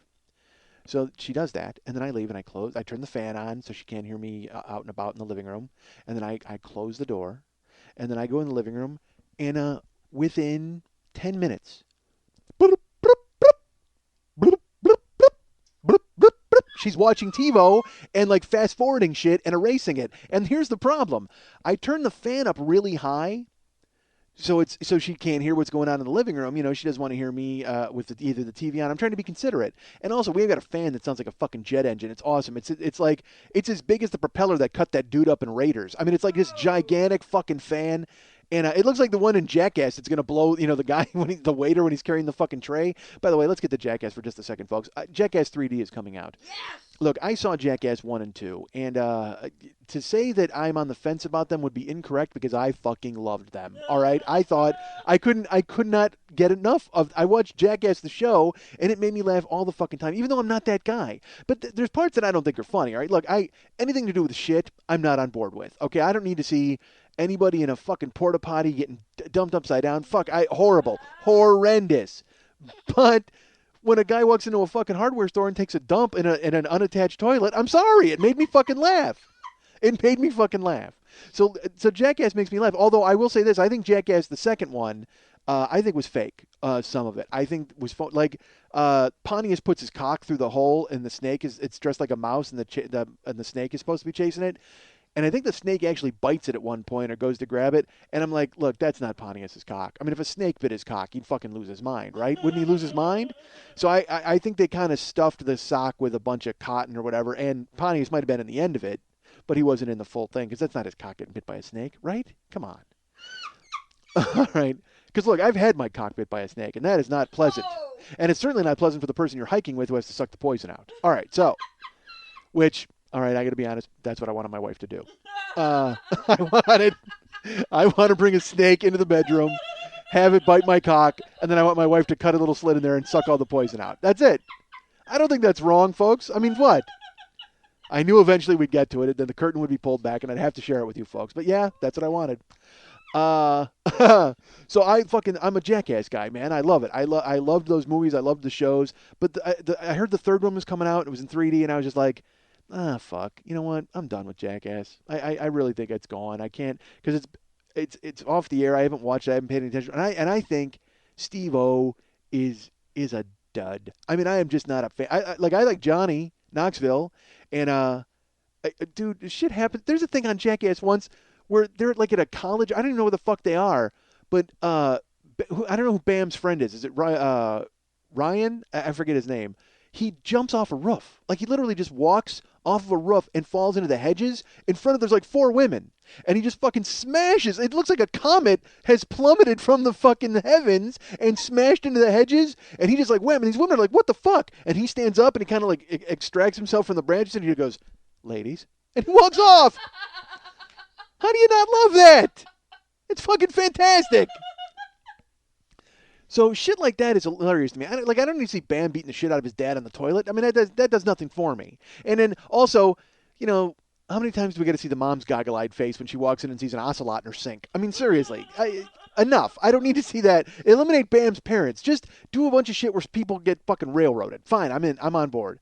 But I heard Jackass 3D and I'm like, I don't know if I can see that. I mean, I'm past that, right? My life has evolved past seeing that. And then I see the fucking commercial where Bam is walking through the hallway and fucking Wee Man goes, high five. And that fucking giant hand smashes him. Not even like in the face, not even like they tripped him. Just a fucking gigantic hand knocks him. And again, that's not fake. Shit like that when you see, because he gets blasted and leaves his feet. Like he just gets fucking creamed. He doesn't see it coming at all. It's like in Jackass 2, you know, they do all sorts of these crazy stunts. And like, you know, there's a helicopter and a rocket and all this bullshit. Look, I don't care about any of that. What I like to see is guys getting punched in the face. It's fucking hysterical. When they did that thing where they set up, I forget what it was in the second one, they set up in the hallway and it was like, there was a special, there were girls or a peephole. And then when you looked at the people and a glove punched you, like a hard glove punched you in the face. God damn it. There's nothing funnier than that for those guys. Like, I mean, I have no interest in being involved in. I don't like pranks. We know I don't like pranks, folks. My wife dumped cold water on me and I punched a hole through the goddamn shower door. Ridiculous. Years ago. I talked about that in here. New listeners, by year 1 and 2. A bunch of crazy shit has happened that you don't know about. Part of me thinks I should just do year 1 over again. Like, you know, to catch all the new people up for speed. But who knows? But that wouldn't be good to the loyal listener. There's loyal people who've been around for a long time. All right. Viva Schmitty. Yes. That's Lily Von Stupp, our producer, who, by the way, is crossed up with she's got, all right, she had knee surgery a couple of weeks ago, and last week she had like a mummy wrap on her leg. It was brutal. But now her knee looks like what would happen if a cartoon character died. Because his eyes get all crossy. Like she has 2 bandages that are that it's like an X with then a line, 2 asterisks basically for on her knees. I should take a picture and Twitter that because that's what and so it looks like her knee died in a cartoon. That's exactly what it looks like. Yeah, no kidding.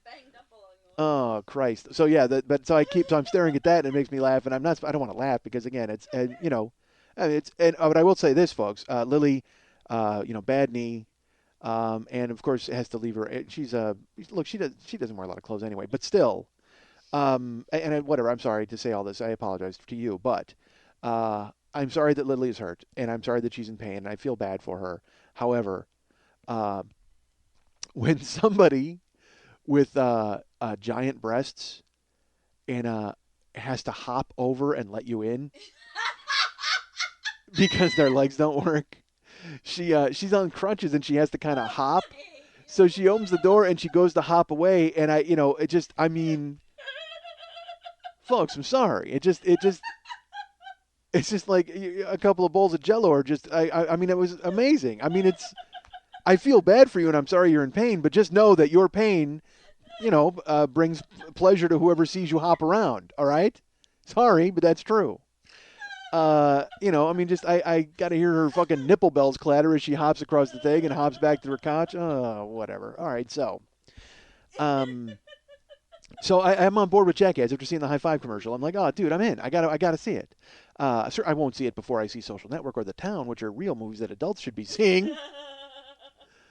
How did I spin off into Jackass? What was I talking about before that? Oh, Carol. Bloop, bloop, bloop. Yes. Carol? Who's Carol? Karen. Bloop, bloop, bloop, bloop, bloop, bloop.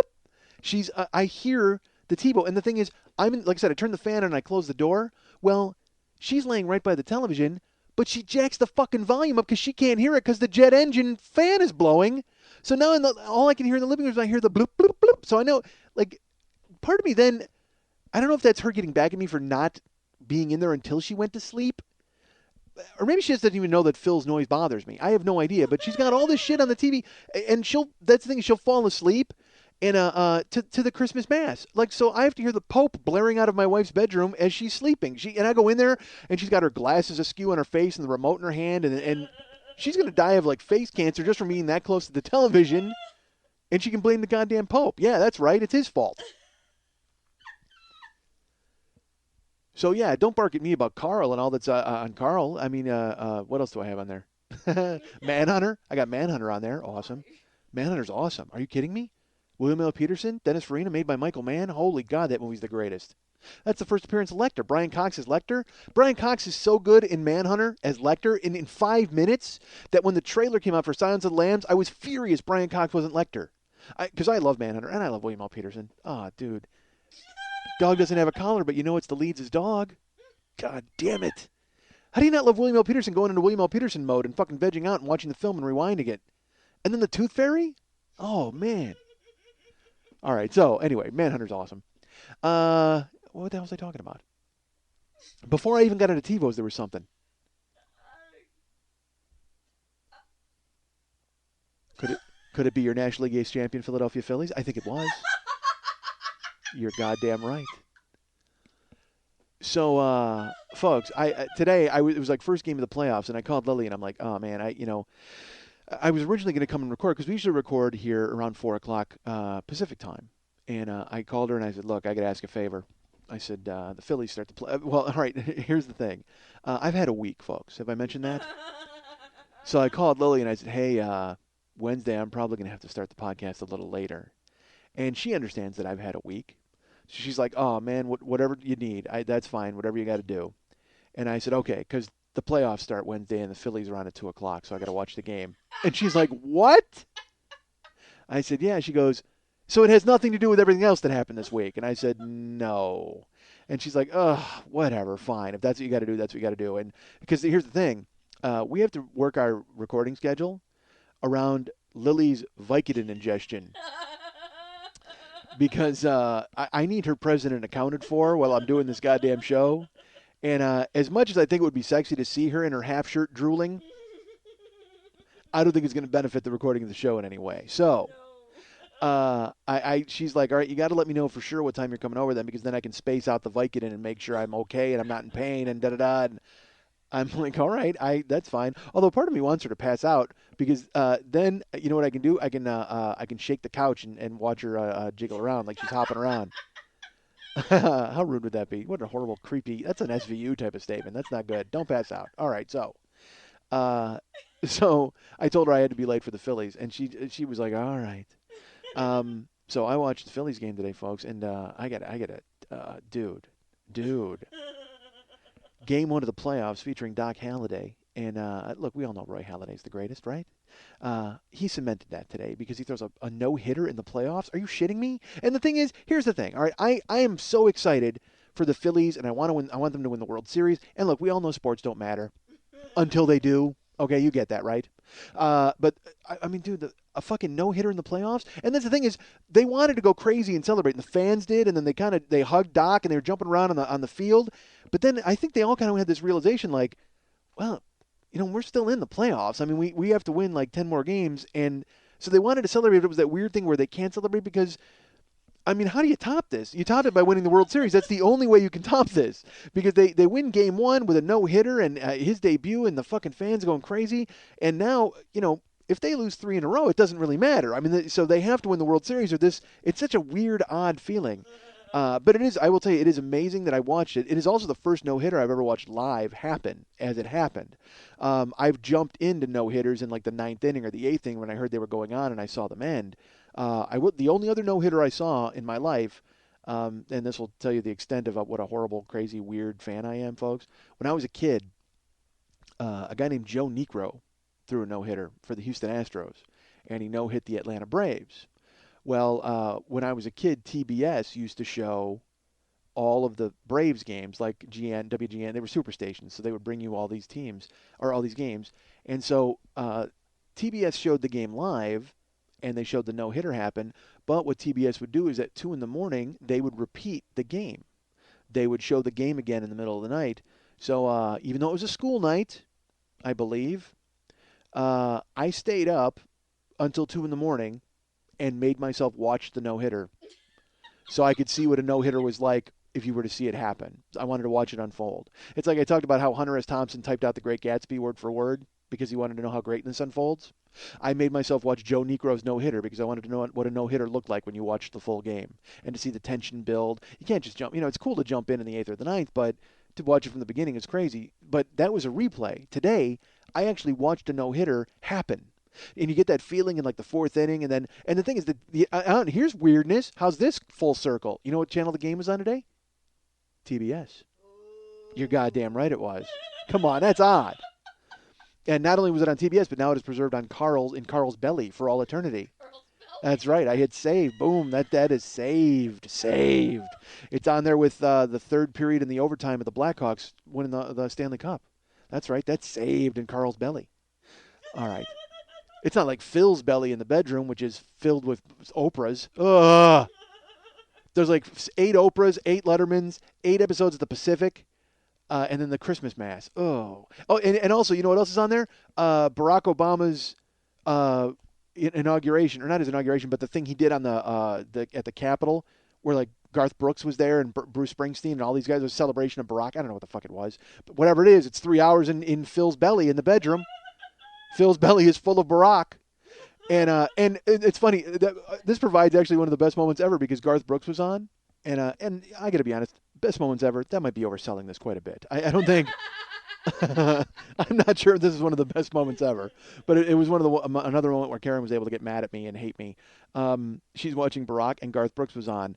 And I said, Garth Brooks? How do they unearth Garth Brooks for this celebration? And she goes – it was so weird. Almost like – she remembered that they said it, so she had to say it, but she was laying in the bed and she just looks at me like a robot. It was almost like a Stepford wife. Her head turned and she just goes, he's America's favorite entertainer. And meant it. Wasn't like she was being goofy or silly. I think because she was so mad because, all right, let's put it this way. I kept coming in during the show and going, Maya Angelou, what the fuck is she doing there? And I would walk out. Like anybody who was on, I would shit on it because I couldn't believe she was spending 3 hours watching Barack shiver on the steps of the Capitol or whatever the fuck he was doing. I don't remember what it was. But like Oprah was there and it was that thing. It was the melange of I think the Black Eyed Peas might have shown up and, that thing. Literally, I'm not kidding, where every middle-of-the-road piece of shit act you could think of showed up. Even, I don't mean to say that about Springsteen. Look, I like Bruce Springsteen a lot, okay? And I don't mind Garth Brooks. If you like Garth Brooks, that's great. And the Black Eyed Peas. If you like those people, great. But I just couldn't understand why they were all in pea coats saluting Barack Obama in the cold. So I walked in, and every time I would walk in, there was some new person on, and she just was so sick of it that finally when I walked in with Garth Brooks, and she just looked with her head completely, and like not even mad or happy, just like a completely straight face, like a robot. You know what she was? She was a Garth Brooks loving robot. She's got friends in mechanical places because she she whipped her head around. She was just like zhink. I almost heard it. I actually heard like beep bop. Like there was I could hear the gears churning in her head, and she spun around like, and she goes, "He's America's favorite entertainer." Like almost like that. And there was like a beat, and I went, "You did," and it was one of the all right. Have you ever said something so stupid and you realize it in a second? But there's that second that passes and you want to get out. Before somebody else busts your balls, you want to go, I have no idea why I just said that. It was the stupidest thing in the world. Well, literally, I was so taken aback. She just says, he's America's favorite entertainer. And there's a beat. And I was going to go, oh, you're not serious. And right when I was about to do it, she goes, shut up. I know. Like she wanted nothing to do with it because she couldn't believe she said it. She was taken over by the spirit of like George Jones floating around our house and instilled her with the country spirit to back up Garth Brooks. But she was so mad. Literally, she would have said anything. It didn't matter who the fuck was on there. It could have been, Jerry Lewis spinning a propeller hat. It could have been fucking anyone at all. Duran. They're America's favorite entertainers. She wouldn't have cared. It could have been me. They could have been listening to a podcast of me, and I could have come in and said, what the fuck are they listening to me for? And she was like, you're America's favorite entertainer. She didn't give a shit. She just wanted me to get out of the fucking bedroom. And yet still that's on, and she'll watch it now. She'll turn it on and watch it. I'm like, why are you watching it? Jesus Christ. You know, Phil just give Phil a break. He doesn't want rock in his belly. Cut it out. Erase it. So I got, right now I got Carl, his belly's full of Phillies right now. It's awesome, and Blackhawks, and what else is in there? You know what else is in there? Bye Bye Birdie. I just taped Bye Bye Birdie the other day, Dick Van Dyke. Because I don't care. Look, I don't give a shit about Bye Bye Birdie. I don't know anything about it. Don't want to know anything about it. All I know is on Mad Men, like a season or two ago, they dealt with the fact that Anne Margaret was in Bye Bye Birdie. And look, all right, I think we all know, folks. I would stab 5 of you to fuck Anne Margaret. I mean, it's not even a secret, right? You guys all realize that. And I don't. Let's think of the scenario where that would occur. How would that even happen? Like, I would have to be in a bar with 5 listeners. I don't even know how they show up. Or maybe I'm at my show. I'm at my show, and these people are very nice, and they come up to me to shake my hand and say, hey, we enjoyed the show. And somehow Anne Margaret rolls in with Roger Smith. Boom. I'm sorry, folks. Whatever's handy. A fucking penknife, a Swiss Army knife, a fucking ice pick. I don't care. You guys are getting it. 5 of you. Anyway, at least 5 of you. And then I get through and I get Anne Margaret, and I bend her over a table and tag her right there in front of her crippled husband. All right. So I enjoy Anne Margaret.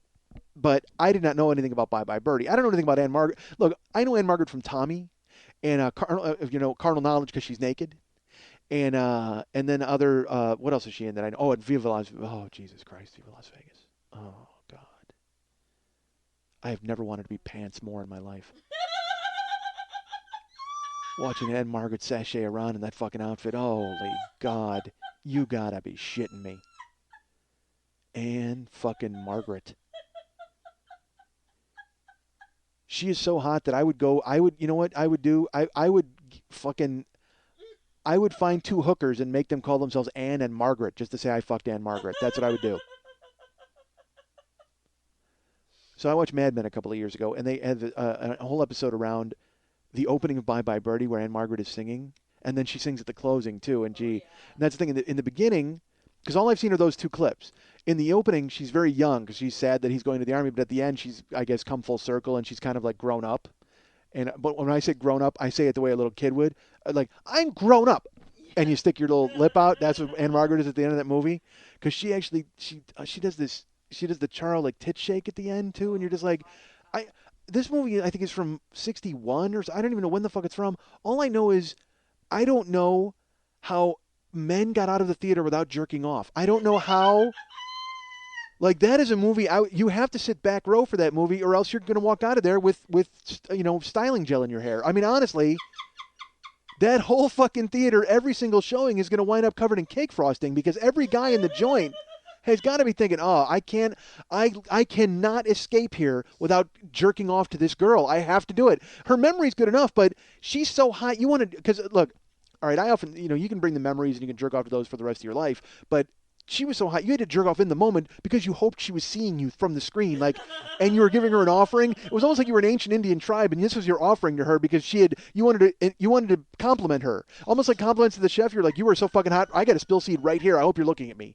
Jesus, I pray that you can see me through the movie screen. God damn, hot. But so in the opening, at the end again, she's kind of mature and she's like, I'm all grown up. And she's like, Bye Bye Birdie. But that opening scene, oh my God. And she's, dude. Anyway. And the funniest part is in Mad Men, in the Mad Men episode deals with the fact that all the guys are hypnotized by her. And there's this woman, Peggy, like other women in the office, Peggy goes, she acts like a baby. And the guys are just like, yeah. I mean, like literally, there's nothing else to say. Just like, yeah, it doesn't, because what was she, 16 in that movie or something, or 18? Holy God. She can't be 18 because I tell you what. So all I know from that movie is the opening scene with Anne Margaret and the closing scene with Anne Margaret. And then the credits start and it's like Dick Van Dyke is in it. I'm like, why did you even film more? Once you film that opening scene of her singing Bye Bye Birdie, I wouldn't even do the rest of the film. I would just run that on a loop until the end when she had the grown-up scene. I wouldn't even explain how she grew up. Oh, fuck. Dude, I know you guys don't give a shit about my Anne Margaret fetish, but who cares? All right. I'm rude at that. I just told listeners that I don't care what they think. I think I'm already on record. I would stab 5 of you folks. I wouldn't even take a cross word about Anne Margaret because I'll stab 5 of you for that. I think the bottom line is I'm just looking to stab 5 people. All I need, don't give me a fucking excuse, folks. All right? I am just looking to stab 5 people, whether it's to get to Ann Margaret or to shut you up. 5 people are going to wind up getting fucking ventilated. All right. And to do that job, I keep a razor in my shoe because I'm bad boy Leroy Mike. All right, so Bye Bye Birdie. So I don't know anything about it. I got the bookends. I got the opening end and I got the closing end, which is all I need. But it dawns on me when I tape the movie, because I only taped the movie to see that opening scene. So I watch it and then it dawns on me. I go, wait a minute, this is a 2-hour movie. She's got to be in the rest of it, right? So all I do is I tell Carl, I go, Carl, let's ride. And so I hit the fast forward button, bloop, bloop, bloop, and we wind up fast forwarding through Bye Bye Birdie to get to her. Every time I see her, I stop. And I'm watching her. But, dude, there's this dance scene at the end where she's, like, in a bar, and she's wearing magenta, I would say. It's because it's not pink, maybe hot pink, pants and top that match, but it's kind of like a crop top, so you kind of get a hint of belly. And she's wearing those little dance shoes, and she's sashaying. She hasn't even grown into her sexuality yet. She's like a young colt. Oh, my God. And she's just frolicking and doesn't even know that she's going to win the Kentucky Derby in a few years, man. She has no fucking idea. She's just happy to be up on 4 legs and moving. And I'm happy to have her doing it. So I'm watching her buck around, and I'm like, oh, Jesus, somebody's got to fucking put a saddle on that and break it. And she's just romping around, and she's doing this dance. She, like, sits in this guy's lap and, like, leans back and then stands up. And if I'm that guy, I'm just like, you know what? Do me a favor. Just fucking laminate my lap, because I'm never fucking cleaning it ever again. Actually, he probably laminated his own lap, because he went off like a fucking busted sprinkler in his pants and just went, I'm never changing. That's it. I will die in these pants. This is Ann Margaret seed, blessed seed. That ass sat on this lap, and then I fucking pooled up right in there, and forget about it. It's magic. I could make an Ann Margaret ass baby just out of this by boiling these pants. Jesus God. All right, so then she's dancing around, and then she's doing these crazy. Holy shit, really? She's doing these dances. I just got a time update, folks. Holy God, look at your iPods. All right, so she's and then she's doing these dance moves, and I will tell you this, folks. By the way, brace yourselves for more tales from the past from Mike Schmidt. She did this dance move where she's standing up. And she, I can't show you because I'm sitting down, and I can't show you. I can't show you also because I've had a week, folks, that I will get to. But her leg, like this, say this is her legs. She goes like this, and she does that jumping, and yeah, she's crisscrossing her feet behind one another, like in out, in out, in out. I can do that. And I used to do it when I was in the old days when I was bouncing in Tahoe. I would dance this is when I would dance all night, and I lost a ton of weight. And I could do that was actually my big move, folks. That was my big move on the dance floor. Is I could jump kick and feet behind. And when that came out, party starting, folks. At that point, let's go. People would see that and be like, "Who's the fat white guy with moves? Let's do this!" And then I'd form a conga line. We'd go in the parking lot, and everybody would blow me. All right, so. It was a wonderful time back then. All right. And yes, all right, I admit that's what I want Karen to do. I want her to get in a conga line with me and blow me in the courtyard. Did you know the 40-year-old boy is a dork? You're listening to The 40-Year-Old Boy, and coming up next, The Velvet Rope. Let Big James and Chewy give you a peek behind the punching curtain. The hell are people doing picketing outside? Come on, gee, what happened last night? No, I heard nothing. You know the guy, Nicky's friend? The blind guy? Yeah, what's his name? The guy. Wallace. Yeah. I always let him in because he's a nice guy. I don't know why, a blind guy wants to get in, but whatever. I let him in, no problem. Yeah? Last night, though, he shows up, he shows up with a fucking CNI dog. You know one of them dogs? He's a blind guy. Yeah. He wants to get in the club with the dog. I said, you can't fucking come in the club. It's a fucking dog. You can't come in the club. So he starts getting pissed off, he starts getting mad, A pissed off blind guy? Yeah, and the dog's starting to get mad. The dog's barking at me because I guess they kind of sense that thing, yeah. So the guy's getting worked up, and it's getting worked up, and then next thing I know, goes for me. Just goes for me. You're shitting me. No, so you know what I do? What'd you do? One punch. Knock him out. No One fucking punch. way. You Right fucking out. knocked him out? You Cold. fucking knocked out what? So what is this, like National Association for the Blind is out there picketing now? No, it's Peter. I fucking knocked out the dog. Your name's always on the list for The Velvet Rope on the Mike Schmidt Podcasting Network. Fucking beagle. I may have mentioned to you folks that I've had a week. And it's a week I can't talk about. I can't go into it. Well, I can talk about some of the week, and I will, and I already have. In fact, I've covered everything. Stupid. No, I will tell you this. All right, I'm going to try to deal with vagaries and dance around this, but I did last week's podcast. Okay, I did last week's show, and then I left Lily's house, and I wanted to go to my house, and then my wife and I went out, and as we were out, my wife and I had a car accident, and I can't say anything more than that because I'm now in the machine. There's insurance companies and lawyers and ambulances and everybody else involved in talking and get everything squared away. The one thing I will tell you is that my vocal cords work, so I'm able to do the show. But other than that, I cannot go into it. I can't speculate. No, folks, don't ask. But unfortunately, I'm not allowed. I'm not at liberty to discuss anything just yet. And I can tell you that I'm very disappointed about that because I figured it would be the entire show.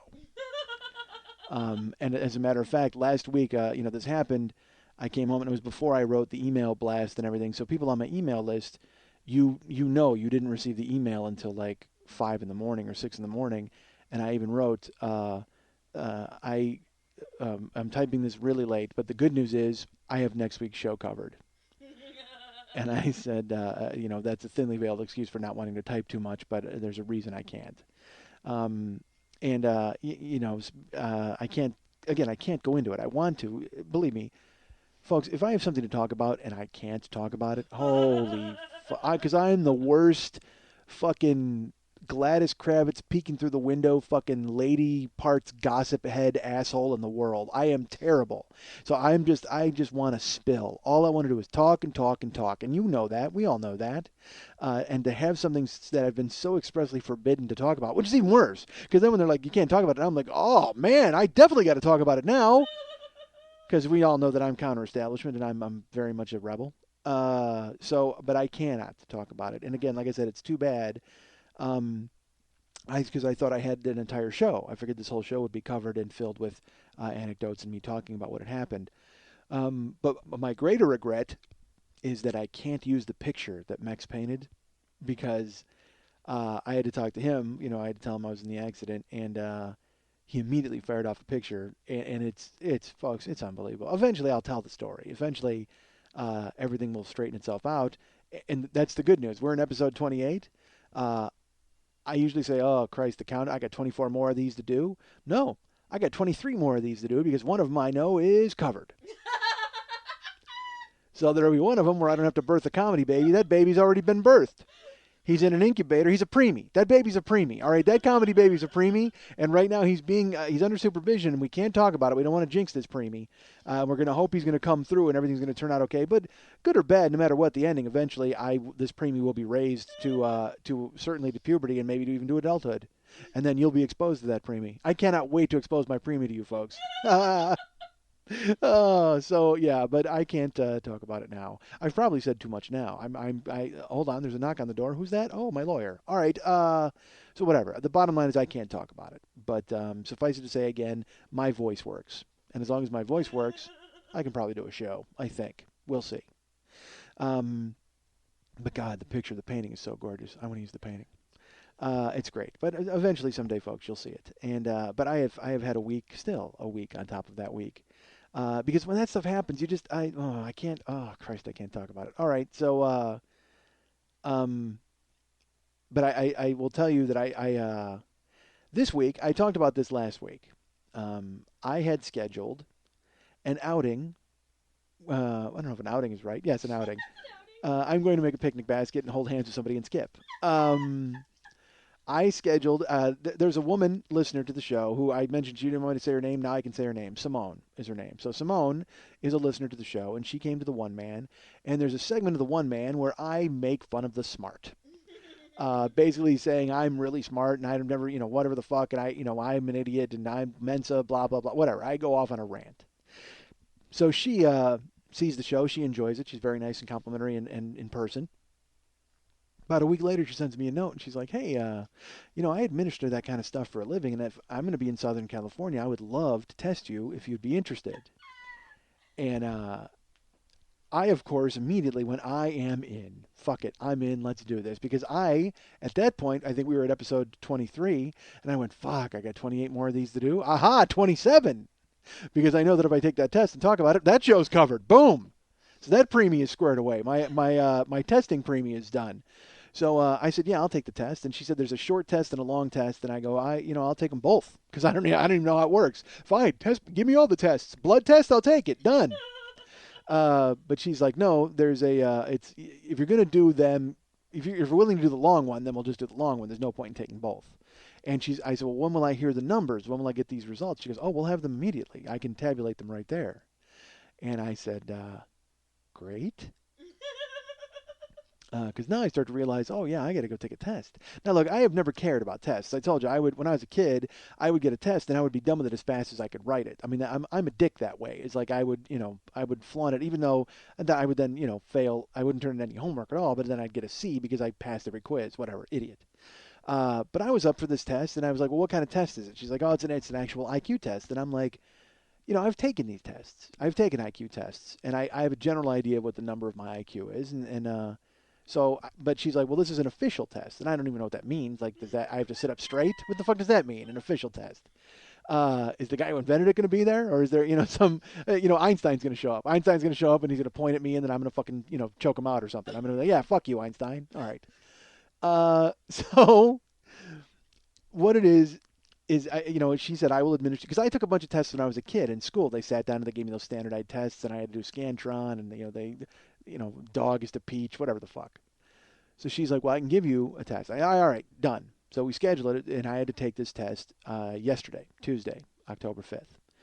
And she comes to town, Simone comes to town, and I had agreed to it, and then the aforementioned week interfered. Did I mention that I've had a week, folks? Last Wednesday, I wind up having the accident, and then, like I said, there's all sorts of appointments you need to keep. There's all sorts of things that you have to do and people you have to see and phone calls, and you have to be home, in a window where they call you because apparently a lot of these people are like the cable guy. They're like, hey, I might call you between 1 and 5. Are you going to be home? I guess I am now. Yeah.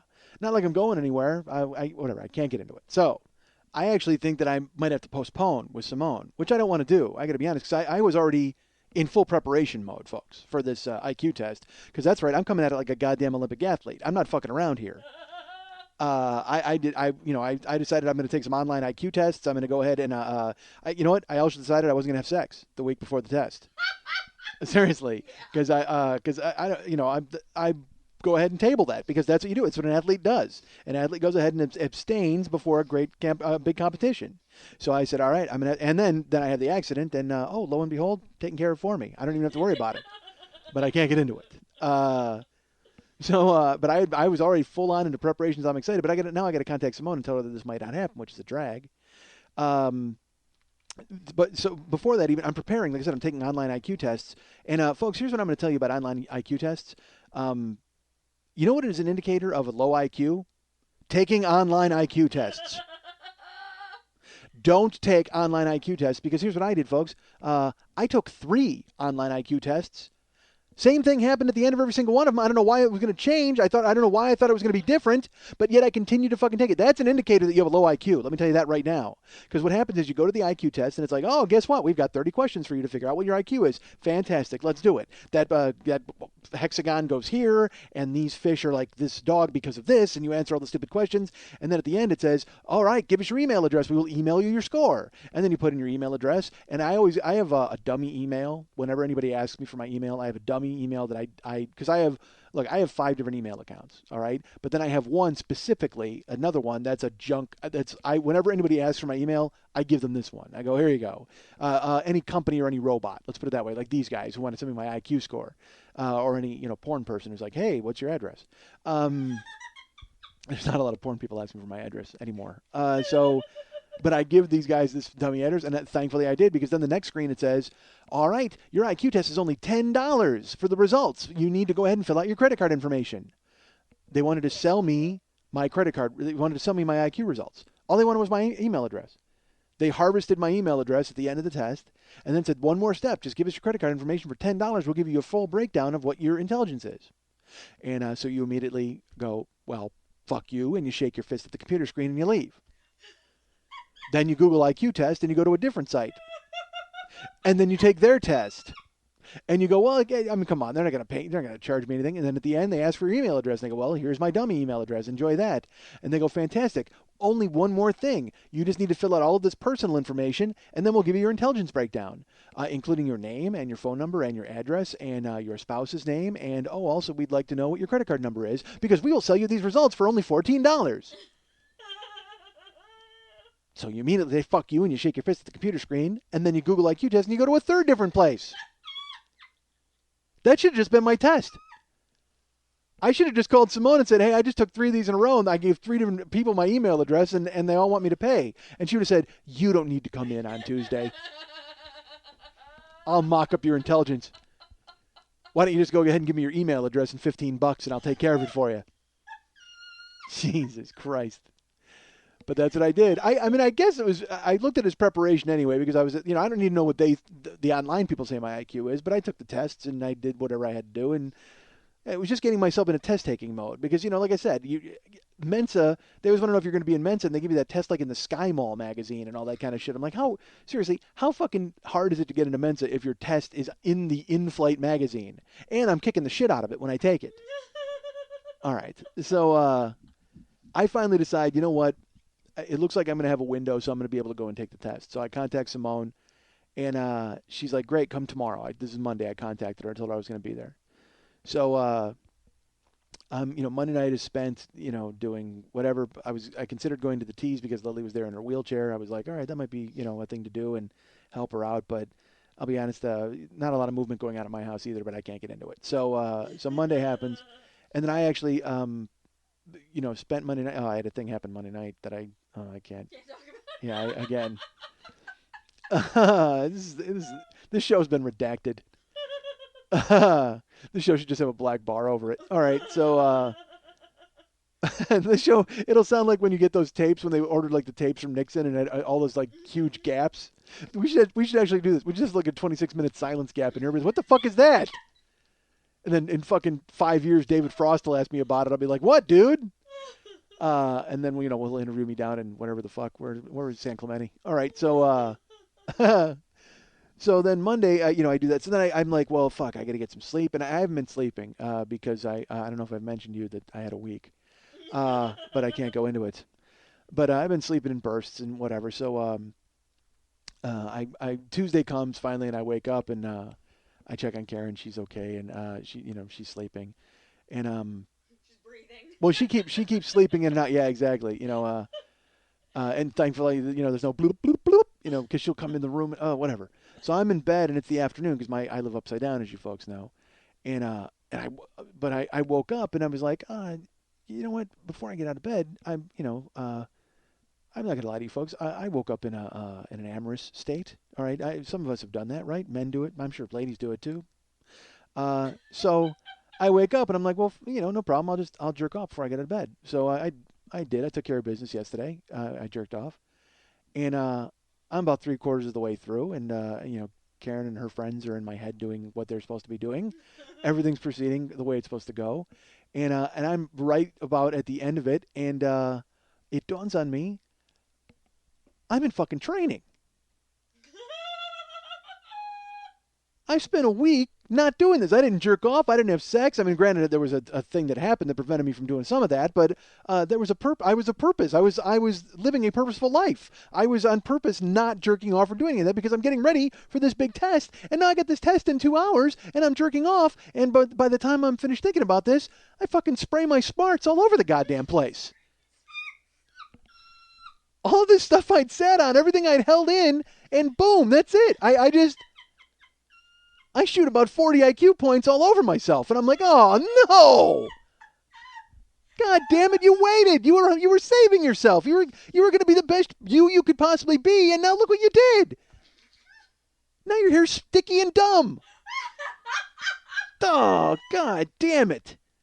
So I don't know what the fuck. Now I'm just sitting there and I'm just laying there feeling dumber because I forgot. That was the thing, is I completely forgot. Because you don't think about it. All of a sudden you're just like, hey, look, he's there. He's in town. Why don't I give him a workout? You know what I mean? You're like, I'll go ahead and take care of that.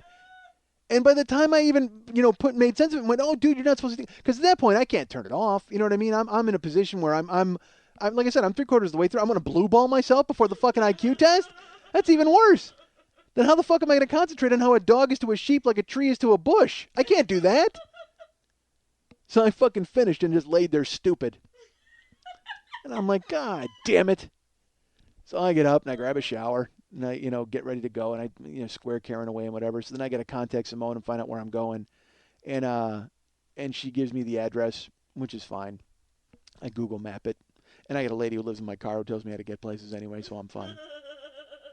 So, I get in the car and I didn't put it in the GPS. Because I had the Google map. So, I'm driving and, I drive to the end of all right, I have to get on the freeway. Before I get on the freeway, I go, dude, you can't, because I was just in an accident. Why am I going to put myself in a position where I might have to read something and follow directions? I go, fuck, you got a GPS, use it. Wake up the lady who lives in your car and never tell you where to go. So I pull off and I look at I get the address and I punch it in. And so I leave and I get in the freeway and I'm driving and it's telling me where to go, left, right. And I'm going this place and I'm driving and I get to the street where I think I'm supposed to go and the GPS lady is taking me to a completely different place. Like the street. Oh my God! It like doesn't match, and I'm like, wait a minute. Again, it's a really uniquely named street, so I'm like, wait a minute, this doesn't make any sense. She's going left, right, and I'm in a neighborhood, and I'm like, there's no way it's in a neighborhood because I thought I was meeting at a library or something. I had no idea what I was doing. So now I'm in a fight with the lady who lives in my car. I'm like, no, this isn't where I'm supposed to fucking go, and so then I finally she takes me out. Turns out she's right. All right, she gets me into that neighborhood. I am in a neighborhood. But then I pull in and I turn on the street where I'm supposed to go. And I'm running a little late. I had to tell her that I was going to be a skosh late. So I turn up this street and I'm on the right street. But as I'm driving, I'm looking for the address and the GPS, like, it won't find the address. So I actually have to pull over and like look at the GPS and then look at the Google Maps. Here's what I did. I'm going to say I was going to 1238 Smith Street, Unit 1, okay? But it didn't say Unit 1 on the Google map. So I was like, why did it put a 1 over there? Oh, how did that? So I put 12381 Smith Street instead of 1238 Unit 1, like this weird. So folks, I have a head injury. All right, so let's just tell you. I'll tell you that. So that might be playing something into it, okay? And again, I can't get into it. But I transposed the numbers somehow, and I punched it into the GPS, and it took me to, all the way down the end of the street. So finally, I had to reset it, and I punched it in. I passed the house. I passed where I was supposed to be. I'm taking it in an apartment complex. So I pull in, and I park, and I walk up there. Simone, she's very nice. And I didn't want to tell her about my fucking, stupidly punching in. I'm here to take an IQ test. The last thing I want to say is, hey, I don't even have my GPS squared away. So she says to me, she's like, did you find it okay? And I go, oh, yeah. I got a lady who lives in my car who tells me where to go. It's fine. Because I don't want her thinking I'm stupid right from the jump. Give me a chance to prove I'm stupid. So I park. We go in. And I meet Simone's friend. He's there. And she tells me I'm taking the test upstairs, so I have to bring up furniture. Like there's chairs and a table we got to bring upstairs. So now I started to wonder if it's just this elaborate ruse to get me to move furniture. Like all of a sudden you know what I mean? Like I'm like, wait a minute, am I taking a test or am I redecorating your fucking apartment? What the fuck's going on here? So I go, all right, and I'm trying to be polite and nice because this woman doesn't know who I am. You know what I mean? She's met me once and listens to the show. So as far as she knows, I'm just an idiot. You know what I mean? Who she's ready to defeat with her crazy evil IQ test. So I'm like, all right, that's fine. Now, is that, all right, I just put my feet up. Is that banging into your couch? All right.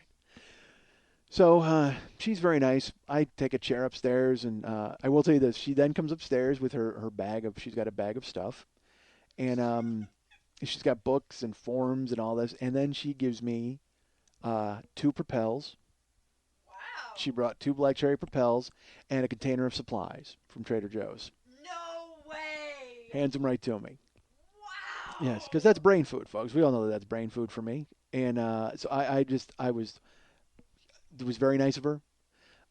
So I immediately took and I counted the whites in the. I did. I was started counting. I go, and there was 12. I counted 12 whites, and she just goes, "Oh, that's not a real good one, is it?" I go, "No, because it's good because there's less oranges. That's always key because that means in the middle it'll be okay." And then I got home that night and I counted them. This is the breakdown of what she gives me: 22 orange, 34 blue, 17 red, 19 white, for a total of 92, which is pretty good. And anytime that it's that low of orange, huh? Listen, I'm nuts, but she was the one who brought it, and she made a good choice. It was good. It turned out it's squared away. If there's more blues than oranges, you're doing good because the oranges are just. And it was so funny. I go as long as there's less oranges. She goes, those orange ones are awful. I go, ha ha. See, I'm not fucking crazy. Everybody agrees with me.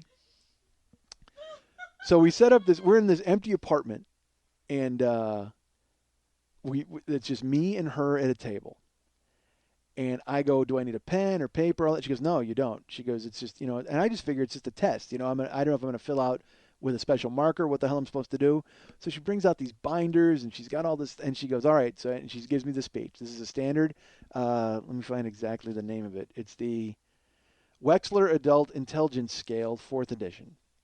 And it's a series of tests that test your verbal comprehension, your perceptual reasoning, your working memory, your processing speed, and then your full-scale intelligence, which is a common sense test. And she's like, all right, so what you're going to do is there's going to be a series of questions, and I'm going to follow along, and I'm going to mark. She marks my answers. She actually asks me things out loud, and I have to answer them. It's not like I can't do chiz and bop. I don't have scratch paper. I don't have any of that bullshit. And some of it is timed, and some of it is not. Okay. So, but I'm fine with it. I go, fuck it, let's do this, because I'm excited. Again, I've got 3 of these IQ tests under my belt. I've been on a plane. I've taken these fucking tests before. Let's do this. So I'm ready for her to just start asking me questions, and I'm going to start answering questions. She's like, all right, are you ready to start? I go, yeah, how long is it going to take? She goes, probably about an hour and a half. Depends on you. I go, am I going for speed? Does speed matter in this? Because, again, that's my thing is I always want to be the first done and the fastest guy to take it. And she's like, no, some elements do require speed, some don't. I'll tell you when. And she's got a stopwatch, so she's going to time me. So I said, all right. She goes, this first one is going to be timed. I'm going to time you on this. I said, okay. She goes, all right, let's get ready. She bends over, and she's sitting in a chair. She picks up, and she dumps out a pile of blocks on the table. And I look at it, and I go, wait a minute. Do I have to build shit? And she goes, yeah, that's part of the first section of the test. I'm going to show you a picture, and you're going to reassemble the blocks into that picture, and I'm going to time you to see how fast it takes you to do it. Now, folks, I couldn't even punch an address into my GPS correctly. And now I got to recreate a mosaic? I thought I was going to be asked questions that I could answer like a human being. I didn't think I was a fucking kid who's got to put together goddamn blocks and photo. God, already this whole thing broke bad. It was like I walked right into a goddamn bear trap. I should have seen it coming. But it was 9 blocks. On one side of the block, it was all the way red. On the other side, it was all the way white. And on the other sides, it was 6-sided, blocks, like dice. And a one corner would be red. The bottom right, different corners would be red. It was all shaded red. And then she goes, you ready? I said, yeah. She goes, all right. Opens up the thing, and she shows me a pattern. And I have to reassemble the blocks into that pattern for speed. Dude, I almost wanted to leave. Like, I was just like... I talk, all right? I talk. I don't build shit. That's my whole point is I'm bad with my hands. Unless I'm finger blasting somebody, I got no dexterity whatsoever. None. I mean, I'm decent with my hands in a sexual capacity, but if we get into anything else, forget about it. If I'm working a garden or fucking swinging a golf club, fuck all that. I'm finished. I got a decent grip. But unless you're asking me to grind these fucking blocks into dust, we're not going to be fucking getting anywhere. And then for speed. So sure enough, she shows the first picture, and I start to move the blocks around, and I'm trying to put it together. And I finally build the first picture. I don't even know what the time was. I didn't even ask because she's just timing. But I even go that was terrible. The whole test I'm commenting, and I'm doing it, and then she opens it up. There's this one, and you don't even see, like the other ones are easy because you can see the corners of the block. Like I could put it together. If I put together the corners, then I can build from the inside out. But then she opens one, and this is where they fuck with you. It wasn't a square. It was on its side, kind of. So you have to tilt your head and look at it, or you have to try to figure out the colors. And I started to fuck with it, and I'm monkeying with it, and I'm going, and I couldn't get it. I couldn't get it at all, and I just go, hey, is there like a limit on this? She goes, oh, you passed the time limit a long time ago. And Simone, you're lovely, and I'm glad that you took this time to give me the test, but hey, fuck you. Tell me when I'm done. I said that. I finally went, I go, look, I'm not a monkey, all right? Do me a favor. If I'm past the time, tell me. She goes, well, I don't want to discourage you. I go, I understand, but I'm not 5, all right? I'm sitting here with my thumb up my ass. It's pretty obvious I can't figure out the goddamn block puzzle. Do me a favor. Just go beep when we're done, and we can move on to the next one. It's not going to hurt my feelings. What hurts my feelings is you staring at me like I'm a chimp trying to fucking get a banana by pushing the right goddamn button. This is weird enough that you and I are sitting here at a goddamn patio table in an empty apartment. You came down from fucking, the Bay Area to give me this test. I've given of my time. I've already been lost once. I got a head wound, which I haven't disclosed to you yet. And then you dump out a series of goddamn blocks. Jesus Christ. You know what? I'm going to go take a nap in my crib. Call me when the rest of the test is ready. Cage or a crib. That's where I belong. That's it. I'm a fucking chimp or an infant because I can't I'm playing with blocks and I can't put them together right. Cage or a fucking crib. So she goes, all right, well, there's another pattern. So she flips it over, and I fuck with that pattern, and I go, look, I don't have it. And then I think there were 5 total, and I think 3 of them I built. 2 of them I did not. I go, look, I got to tap out. I don't know this one either. It was terrible. I did. I bailed. Yeah, I mean, because she did. She basically had me in a mental armbar. She did. She was mentally choking me out, and I had to fucking tap and get the ref to step in. Because I didn't realize that I was going to have to put together a Rorschach blot out of blocks. Fuck me. And then you start to then it's weird. You overthink things, because I got the patterns in the blocks, and then it's red and white, so then I'm like, well, does red symbolize something, and does the white symbolize something? What's going on? I don't even know. But so that concludes the beginning of that, of the block test. So finally, she sweeps the blocks up, and I'm like, I don't give a fuck if you throw those away. I never want to see blocks again. I don't want, because I can't build shit. That's the whole point. I talk. That's it. If you had 2 like illegal immigrants come in and I went, all right, move that block here, move that block, I probably could have gotten it much quicker. Make those guys do all the fucking work while I bark out the goddamn orders. But as far as telling me to build shit, you can take that fucking story walking. Horrible. So now that's the first fucking segment, and I already know I blew at least 2 of the 5 because I put together 3, but I didn't know what the speed was, what the amount of time was, and then the 2 that I fucking was just terrible at. So now I'm like, holy shit, I'm already a bum. I'm already dumb. And then I think if I hadn't jerked off, I could have built these goddamn puzzles. Story of my life. So we finished that. And then the next segment of the test, and I hope I'm remembering this right. I actually wanted to take notes during the test itself. Simone, you're going to hear this and you're going to go, oh, that's not how it went. Well, it's kind of how it went. The next segment of the test that I remember is she's like, all right, you need to, they show you pictures, okay? They show you a picture of it's like a red, yellow, and blue bullseye.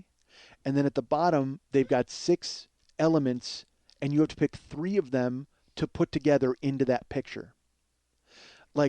So it's like there's, a different curve or a different side, or, and that's the thing is they're all flip-flopped, and you got to figure out how the colors and the spaces all go together. Dudes, when are the tests with words? I'm not fucking Michelangelo, all right? I can't sit here and go, oh, this shade of red goes nicely with this blue. Fuck that. So I just start, and the thing is, she's very close. She's closer to me than you are. We're at a round garden table. So when I say something, I see her check it. And she checks like 3 in a row. Like I flip it over and I go, all right, this, and this. She flips another picture. All right, I'll go with this, and this. And finally I look up and I go, man, are you marking things wrong? Because if that's the case, like in my head, I'm like, I've missed 8 of these already. And she goes, no. She goes, I have to mark everything. There will be a mark, whether it's a right or a wrong she goes, I have to make a mark no matter what. I'm not trying to get in your head because it's in the silence of the apartment. I'll say like 3, 1, 6. I hear the check mark and I'm like, oh, God damn it. So I'm trying to get through. I'm struggling to get through the picture test. And after every segment, I would just go, awful, terrible. Oh, my God, how horrible. So I can't even imagine. Like, she's just had to sit there and deal with it. I even sent her an email afterwards. I'm like, thank you so much for putting together with my nonsense. You know, or putting up with my nonsense. Because it was just, I would just go, this is terrible, right? I'm really, am I ruining this? And she'd go, no, don't worry about it. You can't worry about it. And I'd say to her, I go, look, I'm not a child. All right? You don't have to coddle me. Tell me what's going on. And she goes, no, you're fine. Just take the test. She's trying to corral me. Again, she doesn't even know me, and she's trying to empathize with me. So I get through the goddamn picture test. I'm through with the blocks. I'm like, wow, what the fuck? She goes, all right. She goes, now what I'm going to do is I'm going to give you a series of numbers. I'm going to say them, and then you have to say them back to me.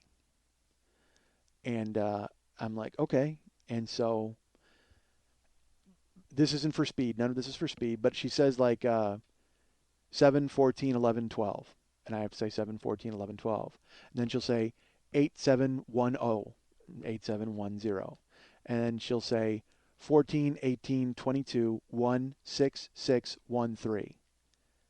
And you have to say 14, 18, 22, 6, 6, 1, 3. You have to keep, and then as it's going on, she's getting more and more numbers to where we got up to 9, I think it was.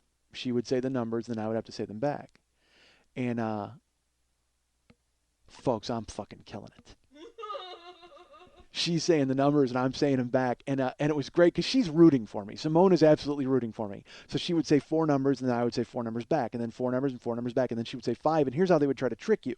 They would say like 11, 1, 18, 1, 2, 18, 1, 7. So they're repeating numbers.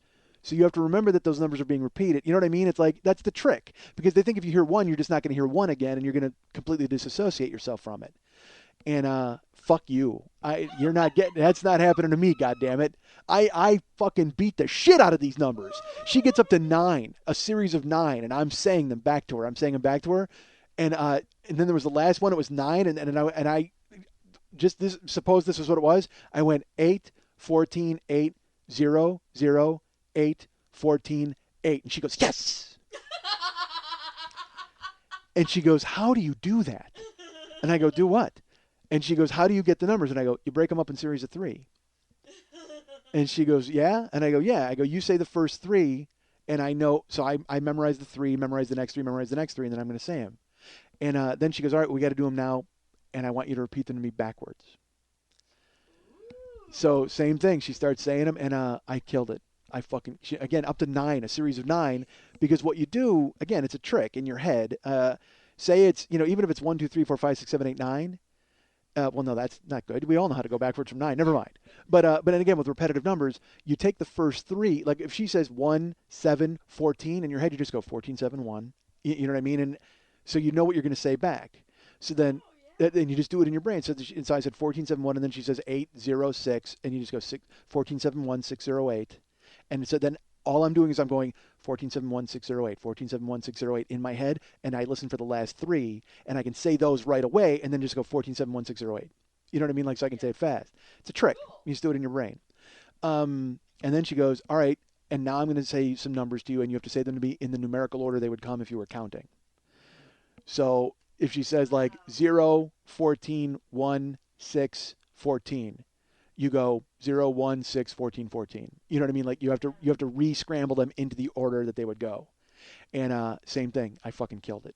And at the end, she just goes, yes. She goes, how do you do that? And I'm like, it's a trick. You do it in your head. So I'm now I'm feeling better about myself. All right, I'm not going to lie to you. Now I'm like, you know why? Because the jerk off is wearing off. My balls have replenished my smartness, and I'm back on. Here we go. I'm back on the goddamn horse. Fuck your blocks and fuck your pictures. You want to talk about numbers and words? I am present and accounted for. I'm not smart, but I'm not dumb. All right, let's put it that way. At least in the moment with numbers and words. That's for sure. It's like that song. What was that song? Flagpole Sitter by Harvey Danger. I'm not sick, but I'm not well. Yeah, and I'm that. You know what? I'm that too because of I had a week, folks. I don't know if I mentioned to you. So I'm not sick, but I'm not well. I can tell you that. And I'm not smart, but I'm not dumb. God, I need that song. I don't think I own that song. You know why? Because it's not on iTunes. Fuck, I love that fucking song, and I remember looking for it, and it's not on iTunes for some reason. It's on like the soundtrack of some movie, and but you can't buy it. You got to buy the whole album, which I'm never fucking doing in a million years, because all I want is that one song. I would actually buy if Harvey Danger had their, that album. I would get that album, but for some reason, Flagpole Sitter's not on iTunes. God damn it! I just reminded myself of that. That's a song I want. All right. I'm not smart, but I'm not dumb, folks. Although the last 15 seconds might kind of tell you that statement's not true. All right, so we conclude the numbers and things like that. So now we move into, I think, again, it's all a blur because, again, I have a head wound that I can't talk about. But I believe the next segment of the test was the word thing, how are these? She gave me words, and you have to say what they mean, like you have to define them, kind of. And here was the thing that, all right, this made me mad. I will tell you in the test with Simone, she would say a word, and I would try to say what it meant. Like if she would say revelation, I would have to define what it meant.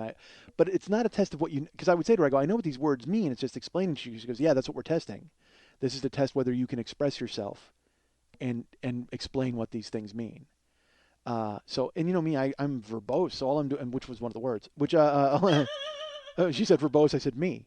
But, yeah, check mark. But, so she had to give me words, but the one that I remember, the one that drove me crazy was she said, audacious. And I went, ostentatious. And she goes, can you give me a little more than that? And I went, well, I mean, ostentatious means audacious, like very. And she goes, yeah, I need you to kind of elaborate though, because I guess it's just a cheat to use one word to define one word, like that kind of thing. Because, or maybe she just thought I was retarded and I was rhyming. Maybe that's what she might have thought. She was like, she said audacious, and I just went ostentatious because it kind of like fit together. So I had to explain it, and I'm apparently because now again, as I think back on it, I could have done a much better job because who I am as a person interfered a little bit in these tests because I wanted to try to talk. Say it again? Well, the head wound didn't help. But then I have to talk, and I have to try to explain. I go, look, I know what these mean. It's just, but I wind up talking, and I spin off into tangents, and I wind up talking too much.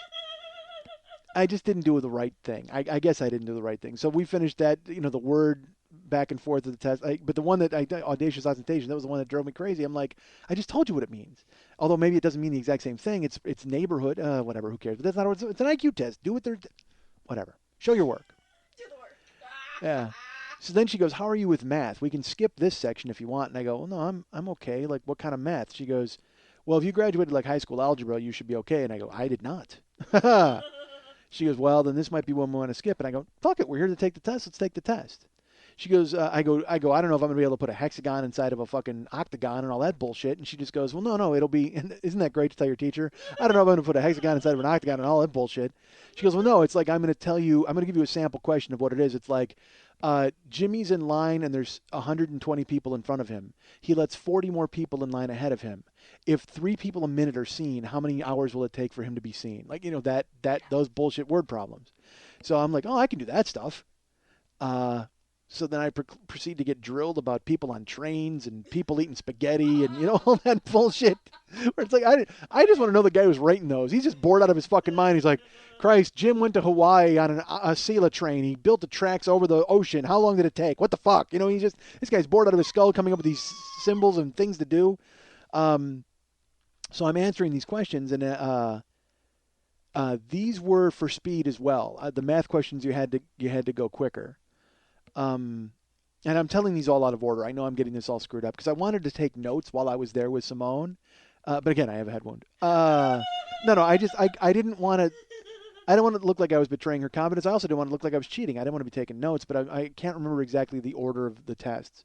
But I had to do all the word problems and stuff, and I thought I did okay on that, but I chili dipped a couple, like the math when I was sitting there thinking. There was one that was just, And I thought about it forever, and then I just went, I took literally, there's nothing worse than like this long explanation. You sit there forever and you just go, 4. I mean, like, you don't even know the answer. You think you know, because you're like, well, it's this. It's either this or this. I just got to figure out what it is.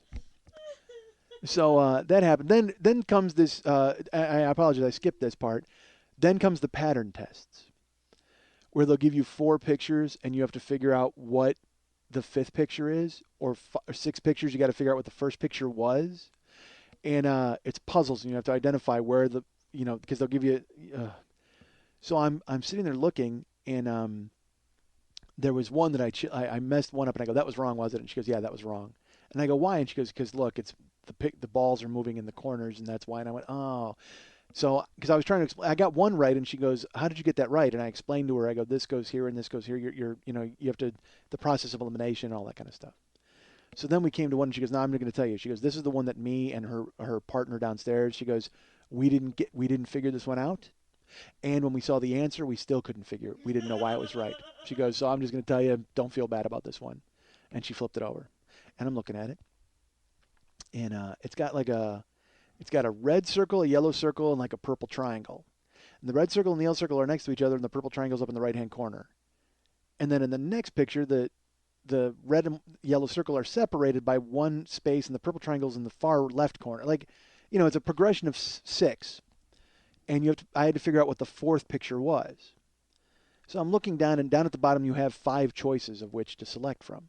So I'm looking, and I'm trying to figure it out. And I go, is there a speed? Is there a time limit on this? She goes, take your time. No, you can do whatever you want.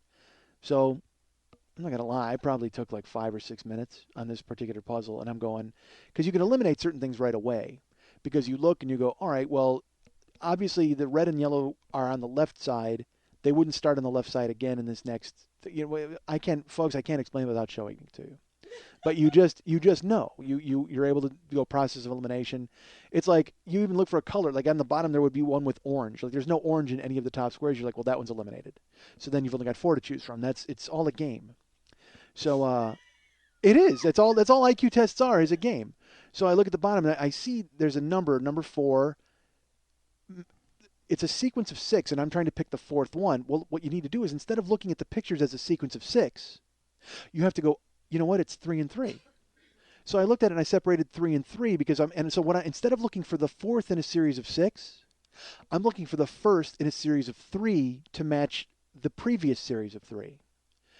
And the only one that matched on the bottom was 4, although there was something in it that was incongruous that didn't matter, but the triangle matched. And the circles matched, but they were one spot off. And I'm going, wait a minute, why would they move here? So I took about 6 minutes, and finally I look at her, and she goes, you know what, you could probably just make a guess if you want. And I go, 4. She goes, you're right. And I go, yeah? She goes, yeah. Why would you say 4? And I explained to her that, again, about the sequence of 3 instead of sequences of 6. I tried to explain it all. And it's funny because then she's looking at me like I'm a science experiment. You know what I mean? Like, you feel like that because she's got the stopwatch and the pens and the test. And she also told me this, which I thought was interesting. Simone she can't take IQ tests. She doesn't know what her IQ is because she administers them. So she knows the answer. She knows all of the stuff. And she's like, so I'm immune to taking them. And she told me a funny story. She goes, before we even took the test, she sat me down and she goes, look, you can't feel bad about what happens here. You can't put too much emphasis on this. Don't worry. She goes, I'm weirded out testing you. She goes, because I tested a girlfriend of mine once, and she scored really low, and I went, I can't date this person anymore. Like I can't, because you find out about them. And she goes, so I don't want you to get all freaked out no matter what happens here. And I'm just like, well, okay. I have a head wound. Have I mentioned that? Which I didn't. So we finished the puzzles, we finished the test, but I thought it was great that she can't take the test, so she can just go, I'm immune to it, but you're stupid. You know what I mean? Like because she tested her girlfriend, and her girlfriend fucking was woeful, and she was like, I gotta ditch this chick. So I finish the battery of tests, I finish whatever I'm gonna finish, and then she goes, hey, there's one section left. This is the common sense type of section. She goes, we don't believe in common sense because common sense to one person might not be common sense to another. It depends on the environment and when you were raised. It depends on all of the things that happen. There's all different factors. So common sense isn't truly common. It depends on where you were, your atmosphere and your environment when you were raised. That is common to you. So I'm telling you, you don't have to take this section if you don't want. And I looked at her and said, you don't think I'm going to do very well on this section, do you? And she said, I'll be honest with you, I think this is going to be your weakest section. And all I could think to myself was, even after the blocks? I mean, you saw me stumble like a fucking blind gorilla through that goddamn 9-block test, and you think I'm going to do worse on the common sense? Jesus Christ, I could have swallowed one of those blocks and not done any worse. Seriously, I could have just jammed them into my mouth and made like a crazy red, white smiley face. And she would have been like, fantastic, let's move on. I would have said, time my stupidity, it's at the speed of goddamn light.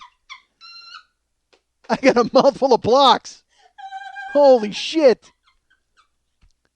Terrible. And it's so funny, although, you know what? To her credit, she has to think that I would be weak at common sense, because if I had any common sense, I wouldn't have taken the fucking block test. If I had any common sense at all, I would have said, I'm not good with blocks. Can we move on, please? So she gives me the common sense test, and this was like weird. This was like just general trivia in a way of how you express yourself. Like she said, who was Dr. Martin Luther King Jr.? And you have to say who he was and what he did. Like I guess it's just a general knowledge test. But then they asked, how many minutes does it take sunlight to reach the earth? Dude, I don't even think the Lord knows. Seriously, call God. He's like, I got no idea. Hit the switch, it's on. There you go. That's the speed of light. The speed of light. Yeah, but she wants to know minutes. I don't know fucking speed of light. I don't know what it is. I used to know that. Yeah, well.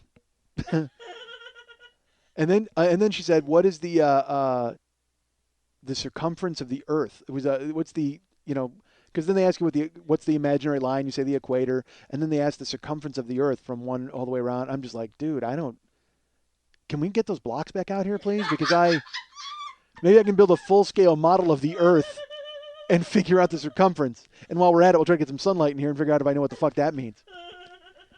So I finished the common sense thing, and then she's like, all right, there you go. And I'm just sitting there, and she starts grading it. Like, she starts tabulating everything. And I go, wait a minute. I go, you're doing it right now?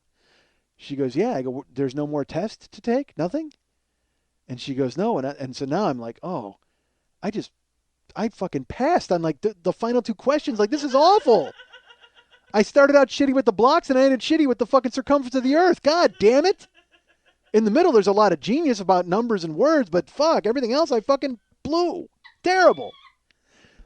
So I told her, I go, man, I don't even know if I want to know this. I go, because now I'm in my head. You know what I mean? I'm all fucking weirded out about it.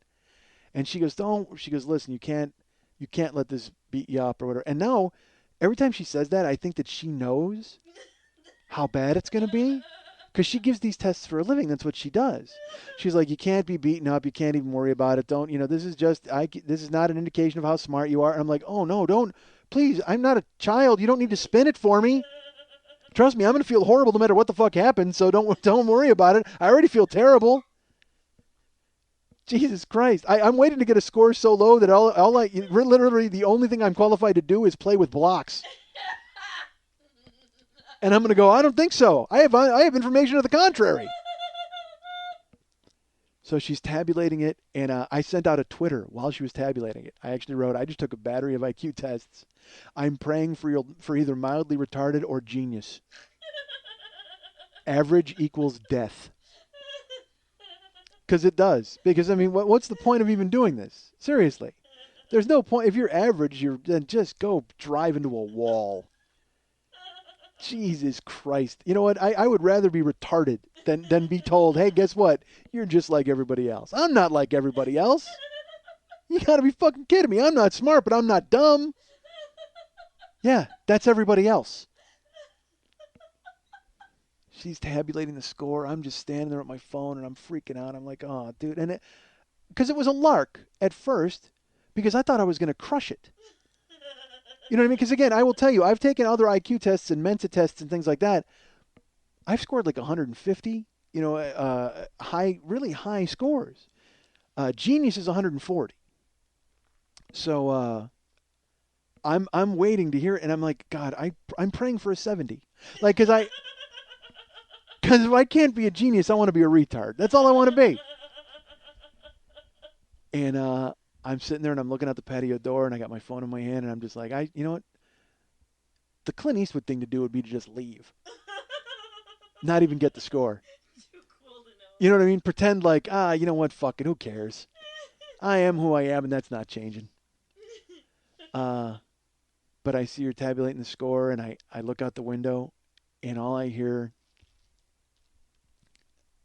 she just goes, well, you're not a genius.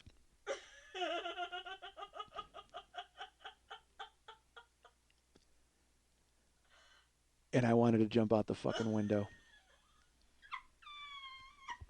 I wanted to jump out the fucking window.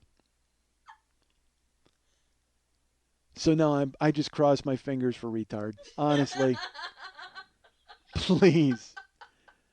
Just let me have a goddamn dent in my head. You know what? I'll go Rain Man. Just let me be Rain Man at that point. I'll be a guy who can't change his own underwear, but he knows how every match that just got dropped on the ground. That's fine. I can live with that, I guess. And I go, you know what? I don't think I even want to know the score. She goes, no. She goes, sit down. I'll explain. I got to explain it to you. I go, no. I go, if I'm not a genius, there's no point in even continuing. This is going to be fucking horrible. And she goes, you're crazy. She goes, sit down. I'll explain it to you. And she immediately starts with the speech of why it's okay to not be a genius. Look, that speech is going in one ear and out the other, clearly because we know there's nothing in my head keeping it in there. The tests have indicated just how little brain matter I have. So she gives me the speech about how, look, most geniuses can't function in society. And I just go, I don't give a fuck. I don't care. Good. That's fine. Then you know what? That's okay. Because if you see a guy walking around in his pajamas eating goddamn bacon at noon on the street corner, you can go, that guy's a fucking genius. Doesn't matter. He can if he's wearing footy pajamas at the age of 40 eating bacon with no shirt on, he's a genius. Don't you understand? Just the very fact that you say most geniuses can't function in society, that's the reason to want to be a genius. Because then you can get away with doing whatever the fuck you want. You could walk up and down the street eating Cocoa Puffs right out of the box and hitting people with a clock. Boom! That guy's a fucking genius. And nobody can argue with you. Just a dude eating Cocoa Puffs, swinging a clock on a goddamn rope, hitting people in the balls. Wham! Take that. Time for you to get hit in the balls. Bam! Time for you to get hit in the chest. Want some Cocoa Puffs? I'm a fucking genius. That's the whole point of being a genius. You can do whatever the fuck you want. And people got to go, fuck, he's a genius, and shrug. That's why genius is just as good as retard. That's why you have to be one or the other. Because if you're either one of those, if you're a genius or a retard, you can do whatever the fuck you want, and people have to just shrug and explain it by saying, he's a retard, or he's a genius. If you're a normal dude and you walk around fucking, plugging your coffee pot into somebody else's outlet and then pouring the coffee on your head, everybody goes, fuck, what's wrong with that guy? Is he a genius? Nah. God damn it. So she starts with the you're not a genius speech, and it's okay to not be a genius. And I'm just like, hey, Mom, honestly, Simone, just tell me what's what. I don't care. So she leans forward with the sheet of paper, and then she has the yellow sheet of paper with the graph of the world. So I go, well, I wish I'd have seen that. That would have been the circumference. And it's just that it's got the up and the mean and the where you're at and where everybody else is at. And I guarantee you they have a different sheet for everybody, okay? Because they tell you where you're at, and then they start drawing lines. They tell you where everybody else is at and who's here and who's there, the standard, blah, blah. And I guarantee you, according to your score, they pull out the different, like yellow was for my particular score. I'm sure somebody else, what did he score? Get the canary, bring it out. He gets the canary sheet. Somebody else gets the, the purple sheet. Somebody else gets the fucking beige sheet, but I got the canary sheet. So she sits down and gives me the score, interprets it for me. Here's how it went. Verbal comprehension, folks. That was, I I'm not sure what verbal comprehension was, but I think it was when she was, again, it was all broken down into different parts, and I didn't get to take notes. But whatever verbal comprehension was, I think that's when she gave me she spoke and asked me, what do these two words mean? Why are these two words alike? Where do these two words go? I scored above in the 91 percentile of Americans or people, whoever takes this test. Perceptual reasoning, which I'm going to assume were the blocks. I came in the 77th percentile of people. It's not. That's what she said. She goes. Do you know that's way above average? And I go, it's not above average. It's horrible. 77. If I'm in 91 for that, then why am I 77? Is terrible. It's like 14 off. She goes, you're looking at this all wrong. This isn't like a game. And I go, it is a game. Damn it. Now I'm happy I jerked off in the morning. Although, honestly, that probably helped let me get the 77. Let's be honest. It's well known when you jerk off, you don't know how to work with blocks later. Then she gives me the working memory, which was the reciting of the numbers and all that kind of stuff. And she told me, she goes, this is an amazing score. She goes, you finished in the 98th percentile. She said, that's genius in that. She goes, so basically I have a good memory. That's what I have. Nothing else. I have a good memory. All right, I should break this down. Oh, actually, I apologize. Let me do this. She gave me the individual scores. I'm going to go individual scores. I didn't even notice this. That's how low my IQ is, folks. I didn't even notice this in the sheet. Between 8 and 12 is average. Okay? 8 and 12 is average. On the block design, I scored 11. So I got a high, she goes, that's a high average. And I go, that's still awful. That's, she goes, no, that's a high average. It's good. I said, okay. Then similarities, which is I think was the puzzle where you have to figure out what goes where and put it all together, when pictures and all that. I don't know. Again, an 11 with 8 to 12 an average. And I'm like, I'm dead fucking average. This is horrendous. I got to be killed. Digit span was the numbers. I got a 19, which I think is the highest. Okay, because it goes from 1 to 19. Okay, so I got a 19 on the digit span, which is those numbers.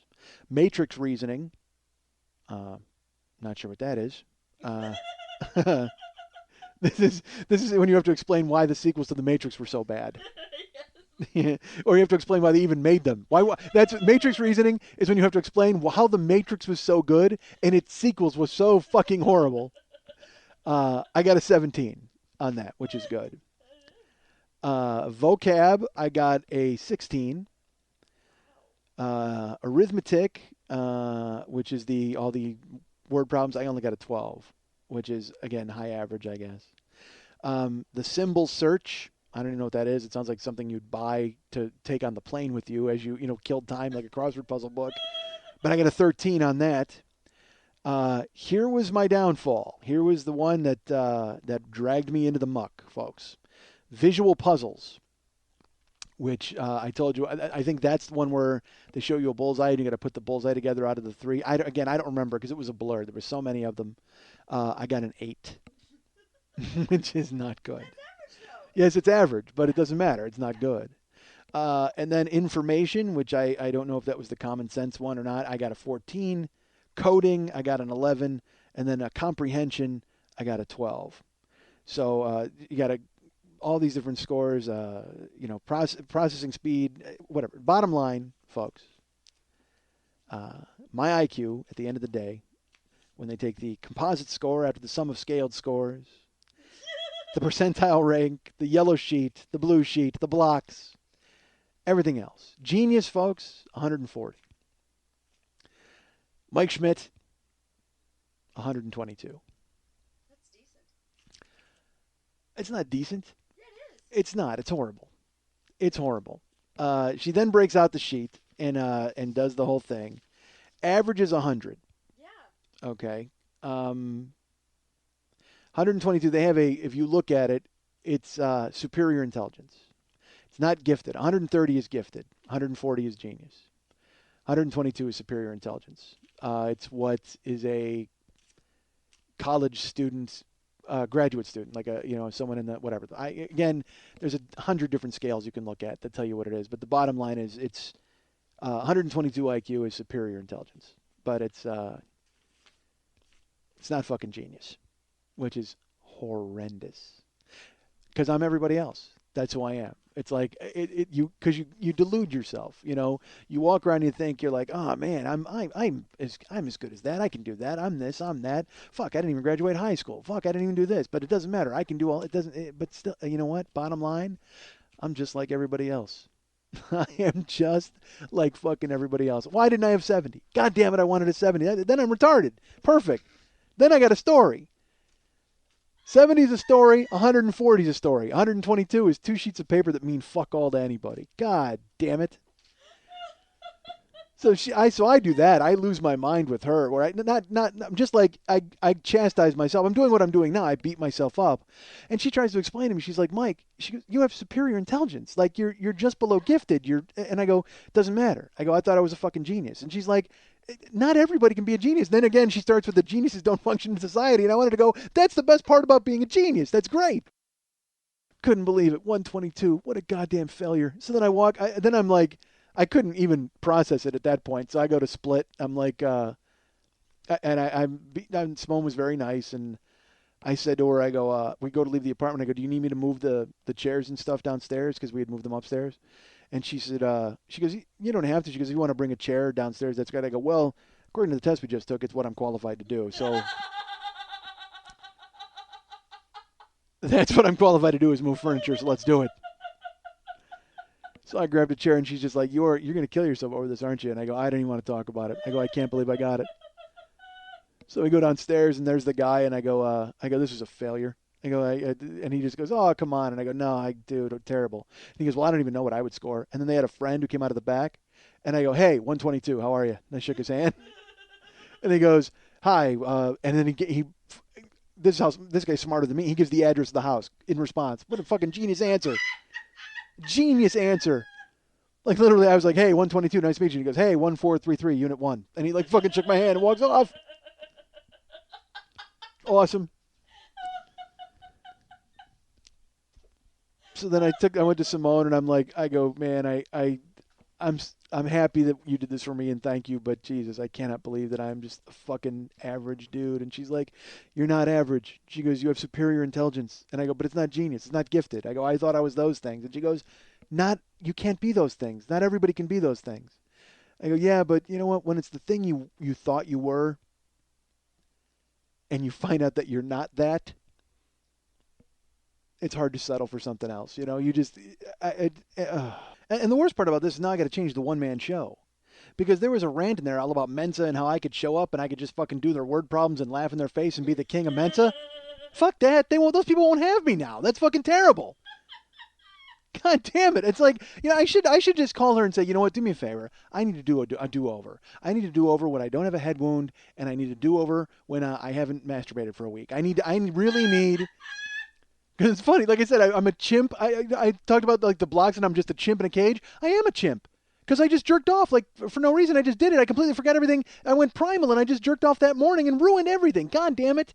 If I'm not, you know what? If I'm not smart enough to know that I'm not supposed to jerk off at a certain time, then maybe I shouldn't be scoring my fucking IQ test. God damn it. Terrible. I got to redo everything. I can't go to Mensa. Those people are going to fucking ash in my face. They're going to fucking pop their monocles and wipe off their top hats and laugh right in my goddamn face. It's going to be terrible. I'm going to walk in and be like, hey, Mensa, I'm fucking smart. Then go, what are you doing here, 122? I'm going to go, fuck that number. It's arbitrary. I jerked off and I had a fucking head wound. I could fucking still get into this club. And they're going to be like, oh, really? You still think you can get into our club? And they're going to fucking throw a bunch of blocks on the floor. That's what they're going to do, goddammit. Mensa knows blocks are my goddamn kryptonite. They're just going to step back, again, polish their monocles, blow cigar smoke in my face and go, there's some blocks. Do with them whatever you can, chimp, and try not to jerk off while you're doing it.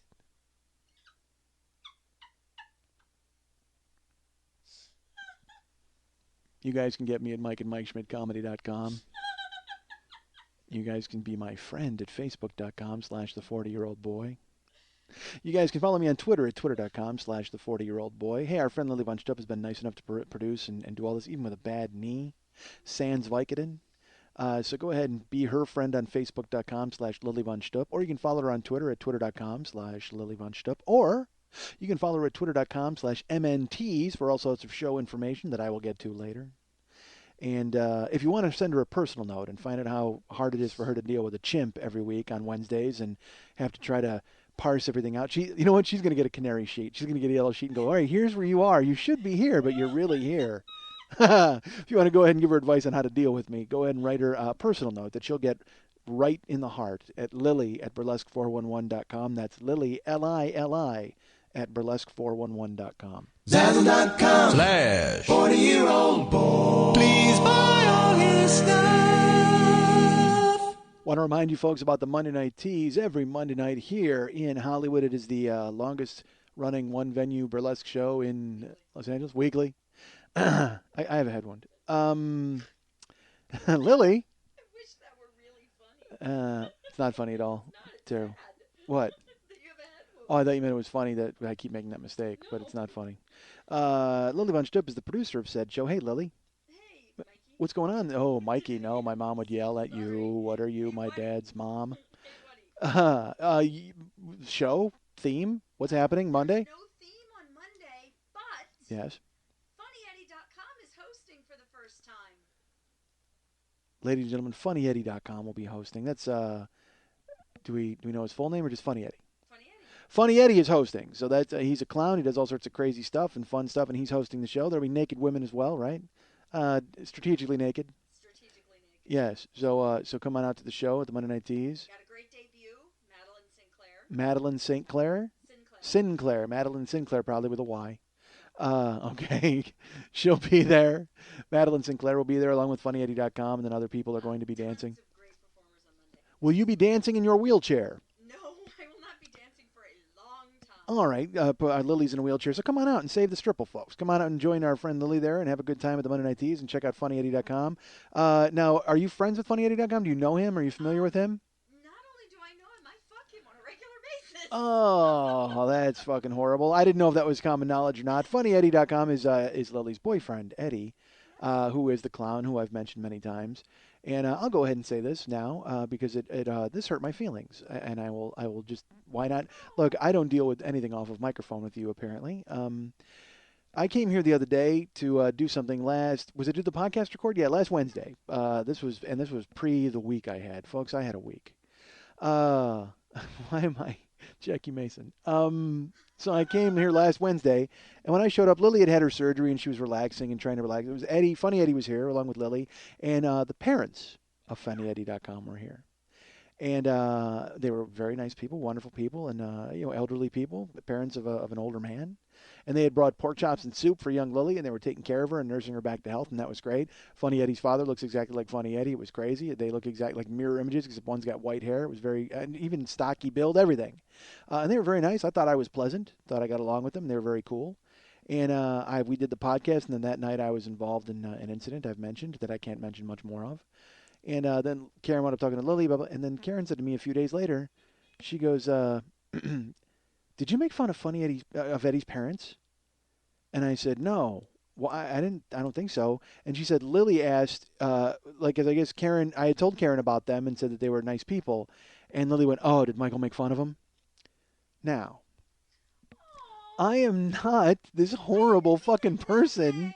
I just wanted to know what you said because I was like, I'm sure he came up with something funny. There's nothing funny. They were nice old people that I met in your home. Every time you meet somebody, you're always like, one-legged Johnson, and you always say something really funny. I'm respectful of people. Jeez, and I looked at Karen and I go, this is why people. No, this is why people don't want to fucking hang out with me. I mean, I must be a ball-busting asshole. You're the only one, apparently, because, I mean, honestly, I just thought, there's this expectation that everybody I meet, I'm going to fucking carve up at some point, and I guess I do, and I am, but, Jesus, I need to throttle down if everybody thinks that I'm this fucking asshole, man. It just drove me crazy. So I told Karen, I go, dude, I don't make fun of why would I make fun of his parents? They were nice people who came to take care of Lily. Why would I make fun of them? And Karen's like, I don't know, but Lily thought you made fun of him. And I go, Jesus, no, I didn't. I go, man, that's terrible. So, well, I don't make fun of anybody, man. I don't. It was horrible. So, but nobody else thinks it's funny. You and me. Good. You and I are the only ones. I am with you all the way. You with your superior No, please. I think not. Again, I wish I was a genius. I could walk around in fucking shoulder pads and a helmet and just fucking point at people and laugh. And they'd be like, what's up with that dude? Why is he laughing at me? And he's like, oh, he's a fucking genius. Oh, that makes sense. Just throwing uncooked pasta at people in the street. How great would that be? To just walk around with like a bucket of macaroni and throw it around like rose petals so I had to walk on it. Sorry, I have to walk on macaroni at all times. Really? Why? Because I'm a fucking genius. Out of my way, please. Before I elbow you, and then I'd throw elbow macaroni at him. God damn it, I wish I was it. Fail. And look, I know, look, this is all half for show. I mean, I'm disappointed with what happened, but at the same time, I mean, you know, who am I to think that I'm a genius? All right, so I just spent this entire show kicking myself in the balls, and now I'm like, because I know people are going to write me and be like, oh, don't worry, dude. And I'm like, you don't have to be, you know, I'm not looking for that. But or I could wind up getting a slew of emails going, ha, you're not a genius, which would be the weirdest insult of all time. Ha, you're not a genius? Really? All right. If that's the battle you want to fight. So, guys, remember about the Monday Night Teas every Monday night at the 3 clubs on Santa Monica and Vine. Shows at 10 o'clock. Our friend Lily will be there in her wheelchair. Go and be nice. Save the stripple, folks. That's what we're advocating. I want to remind you about burlesquebears.com. If you want to go to burlesquebears.com, we got Halloween coming up. Go ahead and get somebody a fun gift for Halloween, Burlesque Bears. And Lily would like to thank all of the people who have purchased Burlesque Bears in the ensuing week since we started mentioning it. It's very nice of all of you folks. Lily custom makes all of the bears, so go ahead and look up burlesquebears.com and get yourself a burlesque bear for the person that you think is special in your life or the person you hate. You know what? You know what? Lily will take that order. Go, hey, make me a really shitty burlesque bear for somebody that I hate, like tear half the stuffing out and make its eye fucking hanging out of its head. Done. Lily's happy to do it. Oh, zombie burlesque bear. Done. Zombie burlesque. That's awesome. But that'd be awful. They'd be taking their clothes off and then like their pasty flies off with a nipple still inside it. Ugh. Christ, zombies are falling apart. I don't know if I'm on board with that. All right. So burlesquebears.com. Go ahead and buy some stuff for fun people. And remember to go on to Facebook.com, like I said, and become my friend. You can also go to Westside 86 Jokers page. That's the Mike Schmidt fan page on Facebook. Go ahead and be a fan of Mike Schmidt. Why wouldn't you be? I know he's not as smart as we all thought he was, but who cares? Go ahead and get behind him. He needs the support at this time. That's the Westside 86 Jokers page. Go to the Zazzle store, pick up a shirt, pick up a mouse pad, pick up a mug or a travel mug or a drink container that's shaped like a mug. That's got pictures on it. Go ahead to the Zazzle store. Go also to MikeSchmidtComedy.com. If you go to the Joe Business page, you can get right to the Zazzle store through there. And you can also purchase the Year 1 and Year 2 download sets either separately or together as part of the Super Angry Guy Jean Happy Good Time Yelling combo. So go ahead and pick those up through the Joe Business page and marvel at those naked ladies on my website. They're not naked, also strategically naked. But go ahead and check them out. I want to remind you, if you need a trainer, go to realworldfit.com and go to twitter.com/realworldfit.com and follow Sean Richardson.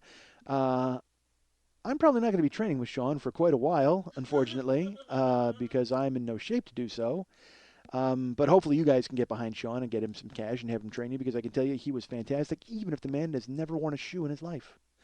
I don't know if I mentioned that on here, but every time I work out, the guy doesn't wear shoes. Holy God. I said that on here, right? Karen said he was an apostle. All right, who cares? Also, if you go to Facebook, there are the Bring Mike Schmidt to Your City pages. There's Bring Mike Schmidt to Phoenix. That's our friend Josh. Bring Mike Schmidt to Portland, run by our friend Chris. Bring Mike Schmidt to Austin, run by Steven. And then John has put up the Bring Mike Schmidt to Branson or the Ozarks. The Ozarks, that sounds horrible. It sounds like they're just going to drop me from a plane in the middle of a swamp, and I'm going to try to make an alligator laugh. I don't know if I pull that off. You know who could pull it off? Genius. All right.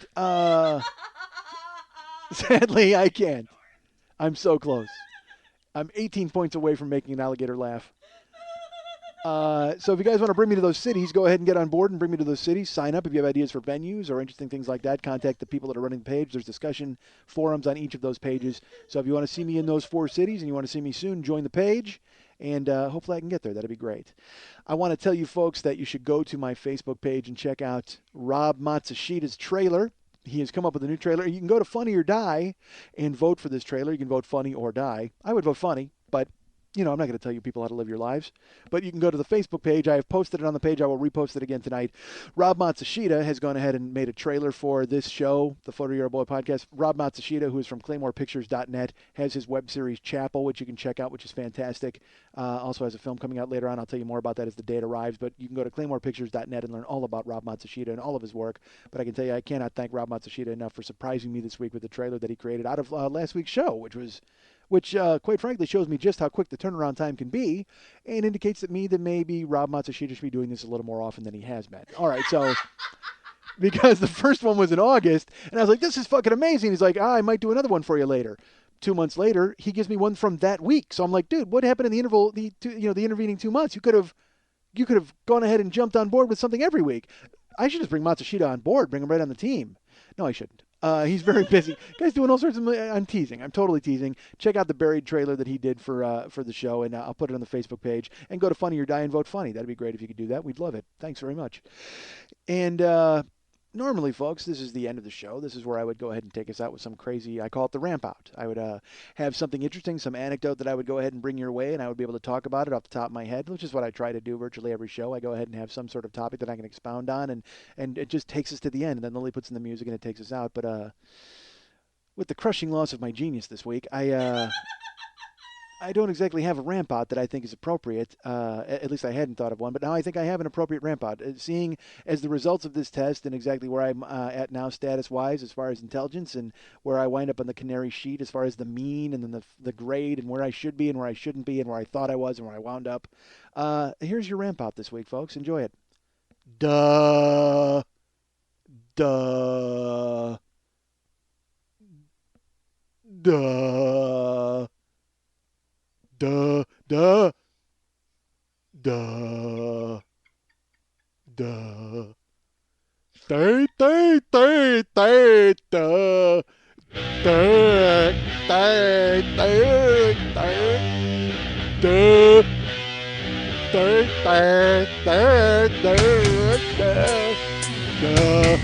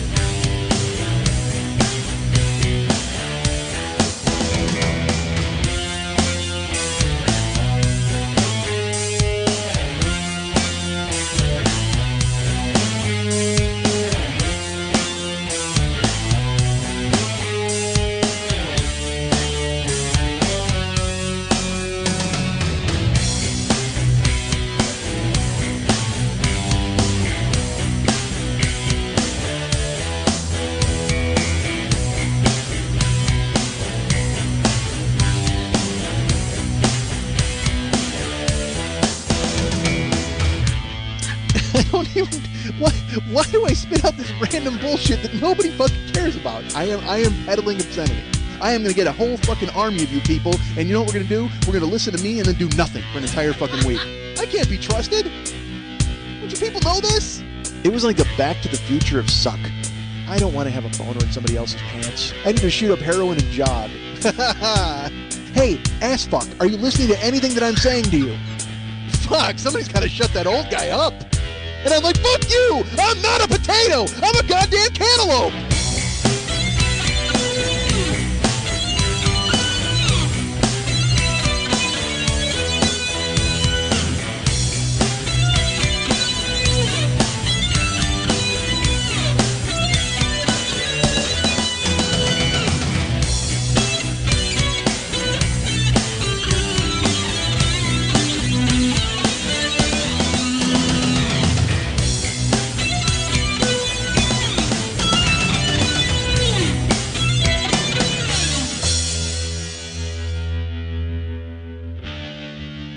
Hi, Mike. Hi, Mike. Hi, Mike. Hi, Mike. Hi, Mike.